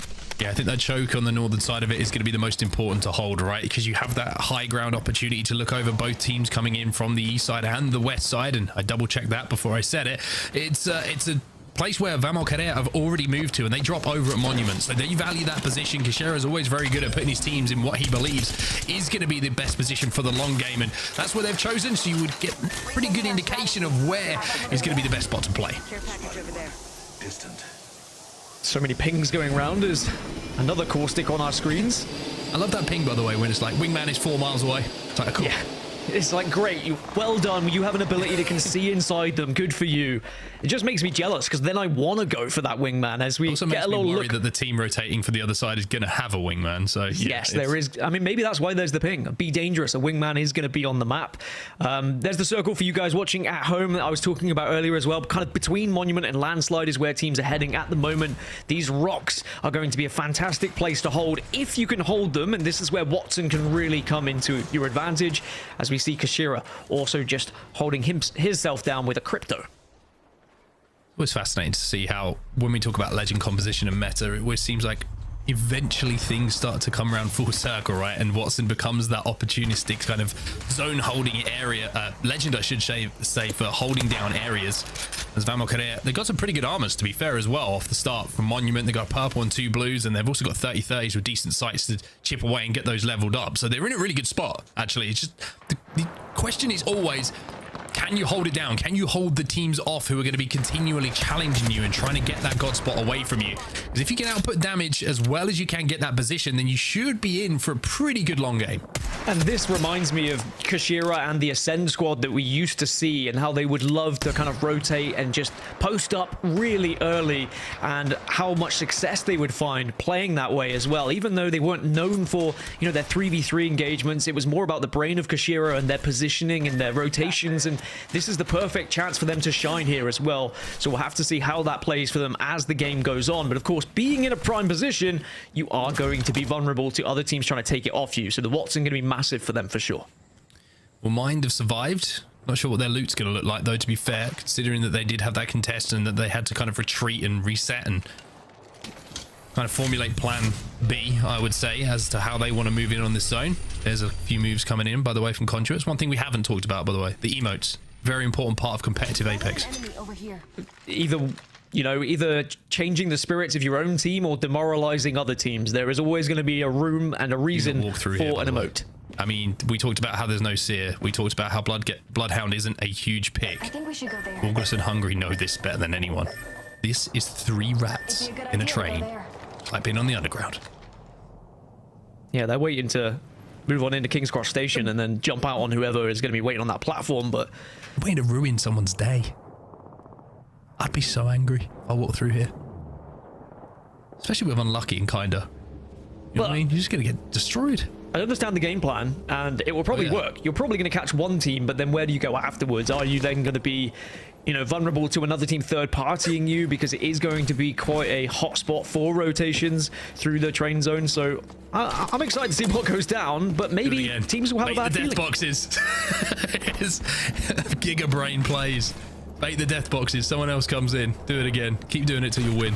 I mean, if anyone's going to do it, it would be them, right? Like, they're that kind of squad that are very good at fighting and also want to be in 3v3 engagements. They love playing edge. They love being aggressive where they can. Well, Exo Clan at the moment, they're set up inside a monument on the western side of things, and this is an area that you were talking about can be played for the long game, and Monument still gives, even though, we've seen a little bit of a change over the center of World's Edge over the years, still a fair amount of playable situations with some multi-level buildings for teams to occupy. Infinite, though, they're nowhere near it at the moment. They are rotating all the way around Epicenter, and there's a couple of different teams near them. Cybercats is one of them. LVH are up on the high ground, so maybe they saw them. Maybe they decided, hey, if we want to get up here, we're going to have to take a longer route.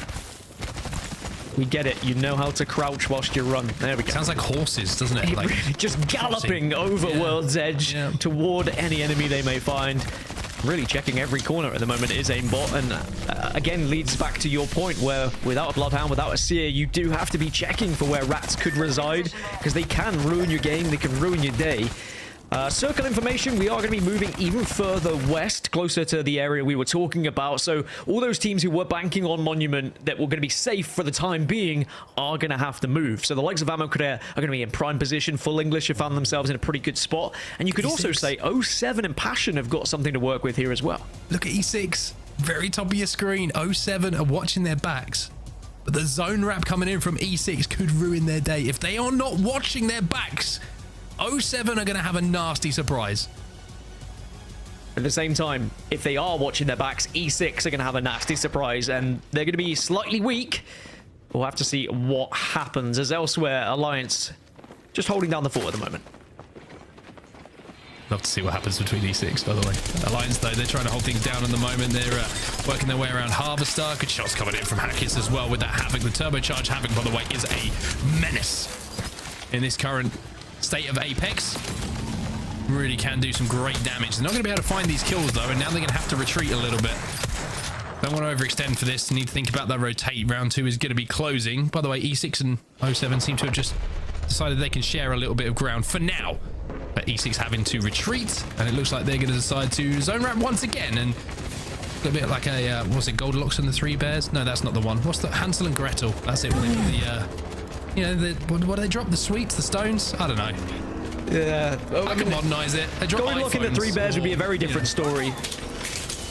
This spot wasn't quite right. This spot was too good. We need one that was just, I don't know where I'm going with that one, but either way, they are going to have to back off. Both of us have really gone off the rails. I made it even worse. I'm sorry. That's on me.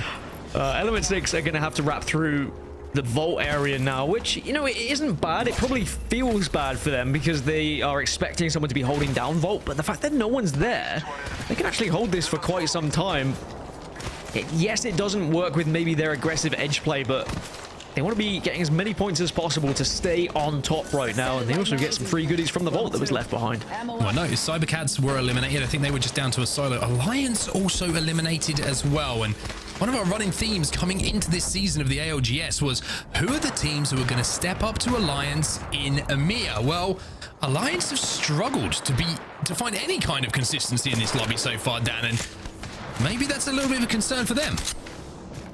Yeah, I think there's going to be a lot of teams that will look at this first match week and be a little bit concerned of how they played, but I think it's to be expected, and you can't expect there to be brilliance opening right at the start of ALGS if you had made changes, etc. So people shouldn't be too disheartened in their first match week, and as long as you are roughly close to the pace, then it is not going to be too detrimental for you. Well, ALGS and Hungary have finally left the tunnel. They've decided that, as lovely as it was to spend a little bit of time there, the lights were starting to turn off on the ideas, and they needed to rethink about their rotation. And speaking of zone pulls, well, it has pulled back to where we thought it was going to be. It is going to be on the east side, of that mountainous range, just outside of Monument. And teams who kind of backed on Monument, well, they're going to have to move from there. And it's going to be Vamokarer, Full English, who are in great positions. And also ALGS and Hungary will have a walk up here from the southern side if they can clear their backs on that tunnel. And the circle is pulling back towards where Vamokarer and Full English are residing as well. So they really nailed down where this final circle is going to be. However, everyone else who is kind of just above landslide, and the E6 as well might be in trouble, but 2 rats, 1 controller. They make sure they get that job done quickly, mind eliminated, and it looks like they're able to do so and get back up to a 4-3 without being punished. 2 rats by name, 1 controller by name also, and also that play was just 4 rats. That was 3 rats. 3 rats, 1 of them plays controller. Maybe that's the way to think about things from now on. But it's, again, successful, right? They heard the zone wrap. They knew there was a couple of teams in zone, and they're going to be taking damage. It's such an easy fight to take. And it's, I think you've got to be very wary on zone wrapping these days, just because of the fact you don't have that scan of information on teams who are going to be playing those corners. So that is going to be an easy KP for them. Infinite, they're going to be up on the high ground now. And we mentioned how them and LVH were having a little poke at each other. Well, that is still the case now as they try and take each other on. Dark Veil goes down. Infinite respond with one of their own. 2 Dark Veils to really just cut off all vision. And a lot is going to be down to the Catalyst players here to be able to poke between, but they may just do a little bit of ring around the rosies. Hey, beautiful. Very on brand. Decide to both disengage though, as Infinite will slide back in towards Monument, but try and cut down the team on the pass, which is going to be LVH. They've got the zone closing behind them, Dan. They've got to be so careful in this fight. The longer it takes, the more of a problem it is for both teams. 16 squads remain, but that 16 is probably about to become about 10 as this circle closes, because all of these teams on the eastern side are moving together. ExoClan, Infinite, Aftermath, Stay Healthy are all going to struggle to get in at the same time here. So this is where you really need to rely on your damage dealers to be outputting as much as possible. Keep your team healthy, keep teams at bay, as now you can see LVH are going to push in onto AM, but are they going to be able to get any knocks here? This fight just keeps going on. The zone is going to be influenced in it. ExoClan eliminated in the meantime from 18 to 15, and you would imagine that's going to go down even more. But LVH should be able to reset here. They do have a little place to play, but they've got no one looking at them. But there's that wrap coming in as we see one player just trying to overextend to influence the fight, and that is exactly what it is going to do. Vibes will finish off the last one, but here come Full English, serving up the beans and giving them the beans as well. You've been waiting for that one all day, haven't you? As Full English some baked beans. will finally do something in the game as they now find themselves in the top 11, close to more placement points, but more importantly, in a good spot for this circle as well. They have the Watson fences to work with just to hold teams out as E6 are now getting aggressive onto 07. Nargs is struggling to stay alive, but it looks like E6 will be able to close that one out, close the fight out. 07 eliminated. E6 again continue to be at the top of this lobby. 2 Raskin, 1 controller gone as well, and that was the fight that's been going down for some time. This was the battle for this rotate in, and it is going to be won by E6. Now Passion are in front of them, but I'm pretty sure that Passion are going to be a duo, as you see a little bit of damage coming in and a finish coming in as well. However, look who's coming in from Landslide. It's going to be 40% worse, or if they're not quick here, E6 on this rotate might have to fight them as well.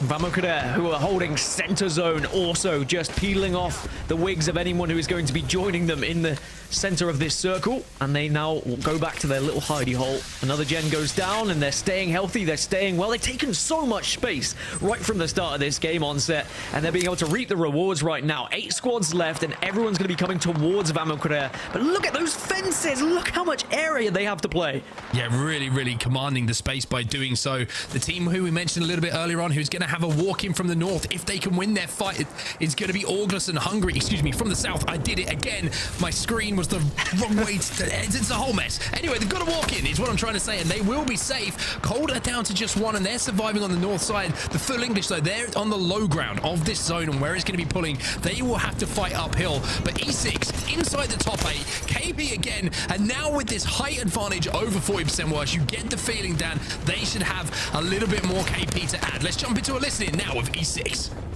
Solo's gonna grief us. He's cracked. I'm dead. I got stunned by Bangles. Nice mini. Right here, Spinny. It's a J. What's up, man? Killed me. This Solo fucking griefed me. Yeah, I know. This Solo griefed me. I dropped off the thing.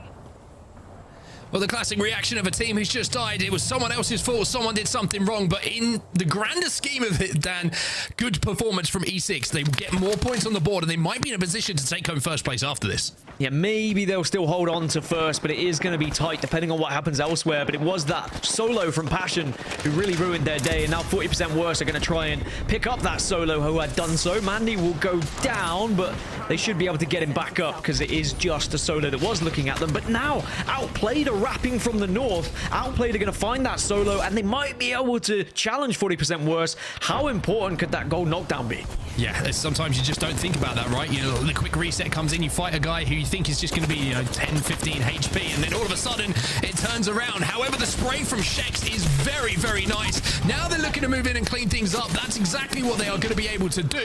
ANC Outplayed down to 2. There is still 1 alive, but where has he gone? They don't quite know where he's going to be, and now it's a 1v1. Surprise! It's completely turned on its head. Jax has got to be careful here. Cannot let this 1v2 happen. Doesn't let the 1v2 happen and will take down Shiv. They will control this side of zone. All the meanwhile, Full English just took down Vamokader in one of the prime positions of the circle, and VQ, who were there for the entire game, were shut down by a push from the Full English. So now we have ALGS and Hungary, Outplayed, Full English, and a rat from Cold as our last 4 teams here in this final circle. I do like the fact that if you're a solo player now, you haven't got to worry about being scanned. You can make a play and influence these end game lobbies, and that's what Cold are probably thinking, right? Cold are probably thinking, we won the last game. If we could get some more points here, then maybe we can push ourselves right up into contention when we come to those final standings. But Full English, it's time for the boys to arrive, and they're looking pretty good. Yeah, they've taken one of the better spots. And this is a huge game and a huge chance for them to jump up the leaderboards in what was very much needed after a day of struggles and difficult rotations. I mean, Storm Point, it was a bad rotation for them every single time, but they finally got something to work with. Now, ANC Outplayed, who are gunning for first place in today's lobby, still have the chance to do so with a victory here. They could catch up E6, who currently are in number 1. But most importantly, if you're putting down 50+ points in a match week, you're already in a good spot. I will say, you're looking at ALGS and Hungary, and you're looking at their position. They don't have to show first. The 2 teams who will have to engage first are going to be ANC Outplayed and Full English, just because of how the line of sights are working, as ANC will have to move through that choke. Also, you add on the fact that you can see ALGS and Hungary, they had about 3 armor swaps out, Dan, so they'll be able to output damage and shield swap to stay alive a little bit longer, unless Full English can do damage and force them off that high ground. That's exactly what they've done. or is it going to be who blinks first? This is something that happens in 3v3v3, as a team will try and make a play to either win the game or at least secure second place. And now engaging in this fight gives Outplayed the option to push when they want, and maybe could give them the victory depending on what happens here. It's such a good ult, and now they're going to be forced to back up. Unlucky will go down. ALGS and Hungry find themselves with 2 on their back. It's Matafe who has to stay alive now and try and influence this fight to force them into a second place, but they tried to take space down. I'm not sure if that was the right play for them to do. Well, Full English, they were able to come out on top, but can they stay healthy? Because now Outplayed have taken the high ground. They've taken center zone, and they have abilities to work with as well, as now shakeups and the rest of the squad just dealing damage out to what they can see through the smoke. Have to move through this open ground, though, to try and finish off the fight. ANC Outplayed will take down ALGS and Hungry. Matafe will fall, and now it's a straight... I think it's only one player alive here to deal with. ANC Outplayed will move through that choke and will win our final game. And you get the feeling, Dan, that maybe with that win, it might be an influence on the overall leaderboards to put them up there as well. I think it pushes them to second place, maybe not quite catching up first of E6, but either way, getting them extra points as they move forward in this match week. And it was kind of giving them to them a little bit. We saw what happened. The 2 squads taking the 3v3 Full English maybe would be a little bit frustrated about what happened there, but they did pretty well to set that team back. But unfortunately, it ruined their chances of winning the game. And Outplayed just kind of strolled up to the choke saying, okay, well, we've got 3 shots here, but they did very well. They didn't blink first, as I said. They were the team that was most patient. You were concerned maybe they would have to be pushed through and seen by the other 2 squads, but as soon as that Dark Veil came down, it allowed Outplayed to walk up for free. Yeah, very, very well played and very well managed with the utility and the ultimate abilities in that final moment. And again, I always say it, some great shots coming in as well, just to make sure that damage was output. And this is how things look after that game is done. ANC Outplayed, like we saw on the top of the leaderboards, 19 points for them, 7 kills in that game down. And Full English finally starting to fry. Been waiting on that one as well. 4 kills for them, 13 points overall. God, I miss a fry up so bad. 13 points for ALGS and Hungry, 40% worse, getting 10 points on the board with 6 kills, but they were, of course, struggled with their rotation when they were greeted by Element 6, but even Element 6 couldn't get in from that zone. I said right from the get-go when we saw that circle pool, anyone arriving from that western side trying to come through from landslide was not going to have a fun time, but in the end, it was the last team to arrive that were able to make something worth of it from the north to the west. Now, 07 were the 10th place, and down at the bottom, again, a difficult time for No Days Off. They had such a good start to today, but they weren't able to stay consistent, sadly. Cybercats are 2, 0 points. Alliance weren't able to get going in that one. Interestingly, the 3 teams there dropping down in the southwest side of the map, all picking up 0 points. Yeah, very tough rotate for them, but also a little bit surprising to see Alliance right down there. Usually they have some KP to go alongside it, but maybe a little bit of nerf to the POI with a few armors not going their way. Maybe they didn't get a little bit of crafting to make sure they were in a position to really be strong in those fights. We'll have to look back on that game and find out. But I mean, the fact that we have multiple winners today kind of doesn't help with our question we had at the start of the day, Rain Day, which is who's going to be the team to step up and challenge. That's right. And a lot of the people who we had winning maybe today didn't perform at the highest of levels in terms of getting into that top 3 or 5 as we expected. Some of the faces we challenged that we said, hey, maybe you can get there if you put it together. They seem to be the ones who started the narrative off in Split 1, which is pretty exciting, especially from games 1 to 3. We set the tone with some new names showing up. But games 4, 5, and 6 that we just saw on World's Edge, let's walk through those final circles, fellas, because I was there casting game 4. We saw kind of the beginning of what turned out to be a pretty dominant back half across a pretty dominant day with Element 6 and K-Swinny. But we can't forget, Onset, how well ANC Outplayed was also playing. They continued to play this well. It started off a lot here, though, in game 4 and holding this truck.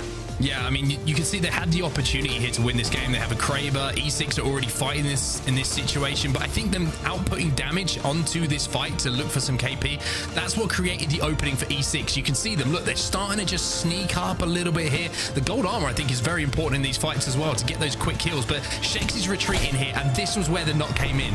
It's a 3-man peak, or is it a 2-man peak, as CJ, or Cracked as he likes to be known, gets that first knock, and then in the end game, when you've got a 2v3, you're usually in a position to win it if you don't misstep. And E6, big kill points in that game, and also first place as well. Yeah, Dan, game 5, you took the mic right back. Walk us through what ended up being the story. We saw Graceful, JMW, and Tyler FPS put one together. Yeah, an early rotation from Cold and finding God spot, as it were, in this final circle. It was just a matter of letting players come to them, but also dealing damage from a distance and being patient. And in the end, they were rewarded for that patience. But it's also about knowing when it's go time, when you get that call, when you're in that final circle and you know you can deal damage and you can influence those fights, and that positioning here from Graceful, just to take angles, just to be able to do damage from a certain area, means that it's not going to be a comfortable reset for any team. And it was a funny ending because we heard it through the comms and the listening of Cold. They were like, oh, he's dead. Okay, good job. After such an intense final circle, it was an interesting ending for them.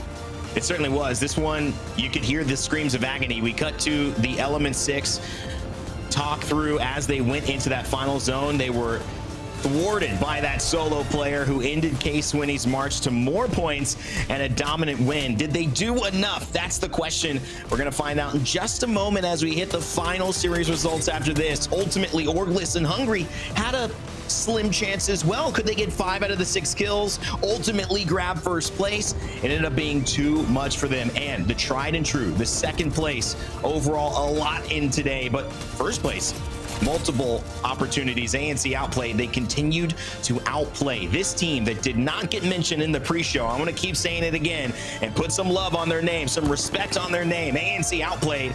They played one heck of a start here in Split 1. I cannot wait to see this team continue this, because not only are they showing they can win games, they're showing they're consistently in the mix in the final zones.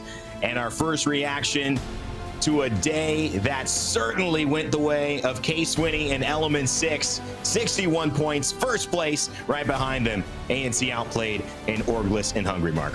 Yeah, very, very tight. That's what I'm looking at with the leaderboards, right? We were talking about bonus points in the new rule. Forget about that, because you've got to establish yourself as a dominant force in the lobby to even think about that. E6 are the ones who come out on top, just about managed to get enough KP in that last game to force themselves across that threshold, but ANC outplayed right in behind them. But I gotta say, that looks like one of the closest lobbies for like differential of points between placements that we've seen in quite some time. And I think you usually look and you're saying, hey, were people playing some good Apex? Maybe some teams were throwing. I think the fact that you have Alliance down in 14th, Vamos Querer down in 15th, you know, very established names, I think it shows that everyone stepped their game up a little bit here in EMEA. And I think we're going to have some more questions to be answered as we head into week number 2.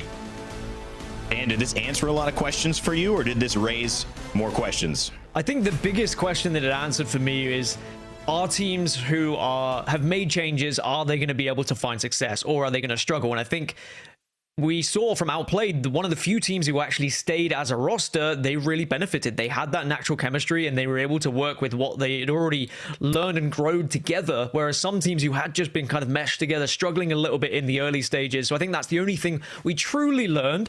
But there were a few teams who have made changes that did find success, like Element 6, for example. I mean, we've got to take our hats off to them with the new roster, K-Swinny at the helm, and they showed us what they're made of once again. You know, one thing I will say I loved about the top 10 was that the 3 teams we challenged, from LVH to No Days Off to 40% Worse, it's basically you have to prove it today. They all reached the top 10, 7, 8, 9, and 10 in terms of their placement. So hats off to them. But of course, you can't all be the winners. You can't all be the cool kids, so to speak.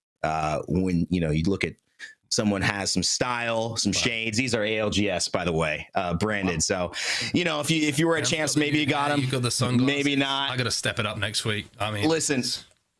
At the end of the day, this is just because sometimes we got to point out somebody who's just a little cooler than the bunch. That's right. It's time for the MVP of today. We've been working behind the scenes while Mark and Dan were giving you their amazing commentary over it. We had to go ahead and find who deserved the day 1 Split 1 MVP vote, and I think you guys could see it coming a mile away. It was close at the end. It had us sweating, but it always seemed to be after this game 4 and this performance that it was going to be someone on Element 6, and it's none other than K-Swinny, putting together the squad of Slab and of Cracked. After coming back from last season at Champs, a little disappointed. One of the more important teams in all of EMEA, in Europe specifically, the French native ended up getting 13th place at championships in the finals after taking 3rd place in the losers round 2 to make it there. He had higher hopes than he achieved, but this season he's off to the races, and you can tell not just from the damage dealt, nearly 6K on the day, 12 kills, 15 assists. This is a true competitor, and K-Swinney has been one of our, I think, most elegant top performers that we've seen in the ALGS. He's done it in a way that isn't flashy necessarily. It isn't always someone who needs the limelight, but he just gets the job done and he helps bring people up with him. And so that's why, Mark and Dan, he gets our MVP today. I want to just say, impressed with how he showed up with Element 6 as well, showing up. Dan, I'm going to start with you on their performance today. Yeah, I think that when you make those changes, there is always going to be the question of, is it going to work? But sometimes an IGL has a vision of how things are going to play out, whether that be the composition or whether that be the rotations. But it clearly worked for E6 today. They were working in tandem so well. Their shot prioritization was great. They were always focusing the same things, and that's why they were so successful in a lot of their 3v3 fights. So I'm glad K-Swinney's on top again, and I'm sure the E6 Ultras who featured at LAN events will be very happy, but I'm slightly terrified because maybe that fan base is going to get even bigger because they were very loud in the arena. I mean, even rowdier. It shouldn't be anything crazy. Mark, you're probably at an Arsenal game every other weekend now, so it shouldn't be that big of a difference. Get tickets, dude, it's impossible. I mean, is it really? Yeah. Somebody's got to help him out. Somebody out there, get my boy, some tickets. I heard there's some good results recently though, so we'll keep it up. And I mean, I think at the end of the day too, K-Swinney, this could be his year. He's definitely been someone on the cusp of having that level of dynasty in EMEA that people look to with reverence, akin to maybe TSM in North America. It's hard to reach those heights, but certainly Alliance in EMEA. Element 6 may be on the cusp of creating that, especially with a great start here. I know we're going to have a chance to speak with K-Swinney very, very soon. I'm not sure if he's ready yet, but if he is, let's bring him on. If not, I'm gonna keep talking about him here in this solo. So my ultimate thought process around the way that we look at this kind of end to this day is not just how K-Swinney and them narrowly with 2 points got it out, but really the way that they did it, because we came into this meta with a Bloodhound. We came into this meta thinking that would not be played because it was Bangalore, Horizon, Catalyst. Maybe you would see a Watson varied here, a Conduit, surely. But not only have they taken this split by storm in the first day, they've also done it in a very interesting way. I think there's some conversations I want to have on why, utilizing some of these characters like the Bloodhound, for instance, on Slab is something that they're, consistently going with. They certainly give up a lot of verticality and potential in terms of movement by picking up that character. But Mark, I mean, just quickly leaning into it before we bring him on, it is an interesting way to counter the Bangalore smokes and say, we even saw Graceful do it. We don't need to have digi threats. And now we have a team-wide solution for if we are in a final engagement with smokes all around. Yeah, I think it's one of those situations where also you got to remember as well, we're not in a heavy scan meta. And whenever something isn't a heavy style of meta, if you kind of dip your toe into that pool, it can become a little bit more influential in a lobby, right? You mentioned how the Bangalore smokes can kind of be negated. You can find where a team is. You give yourself a chance in those fights if you don't have the digi threat, and we know how powerful the digi threat is in those smoke-based fights with Bangalore's involved, but it gives you not only a footing in the fight to maybe force that player away, but it also makes sure that your back is clear, right? It's a very simple thing to say, but we saw TR1C ratting inside of a tunnel today. We saw, August and Hungry trying to make that same play as well. And if you have the Bloodhound, if you are making a rotate and you want to clear a path, it's a very simple way to do so. Plus, we all know the fragging ability you have in the ultimate. So it's a pick that certainly makes sense.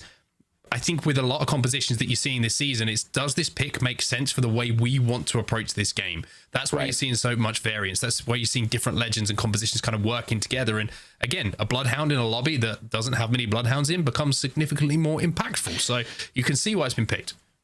I mean, that's the way I would think about it too, Dan. It kind of reminds me of Caustic in some ways. There's a ton of value in these hyper-specific scenarios that the meta is giving you. Whether it's Caustic, you get to late game, you have the ability to basically just win if you find yourself in an enclosed space on World's Edge and you have barrels around. But you also sometimes do not get the advantages that come with playing maybe a little bit more of a flexible team as these maps have gotten bigger. We've had more elevation around. I mean, what is your take? Do you think Bloodhound is more of a quick fix, a simple solution, or do you think this is the future of where we're heading towards with the meta? I think that whilst there is a lot of Bangalores, Bloodhound is a great counter to that. But what do you lose by not playing something else? I think that's what teams have to consider here. Are we now losing the capability to put a Watson gen down, for example? Are we losing the ability to have a Dark Veil available to us by playing this Bloodhound? Because you've got to give something up to change your composition. And if you are going to be playing Bloodhound, then arguably you might have to play a little bit more aggressive. Maybe you're playing Edge, but by being aggressive, sometimes you can find yourself in a zone location. Look at what Cold did in that game, right? They were aggressively forcing their way into Central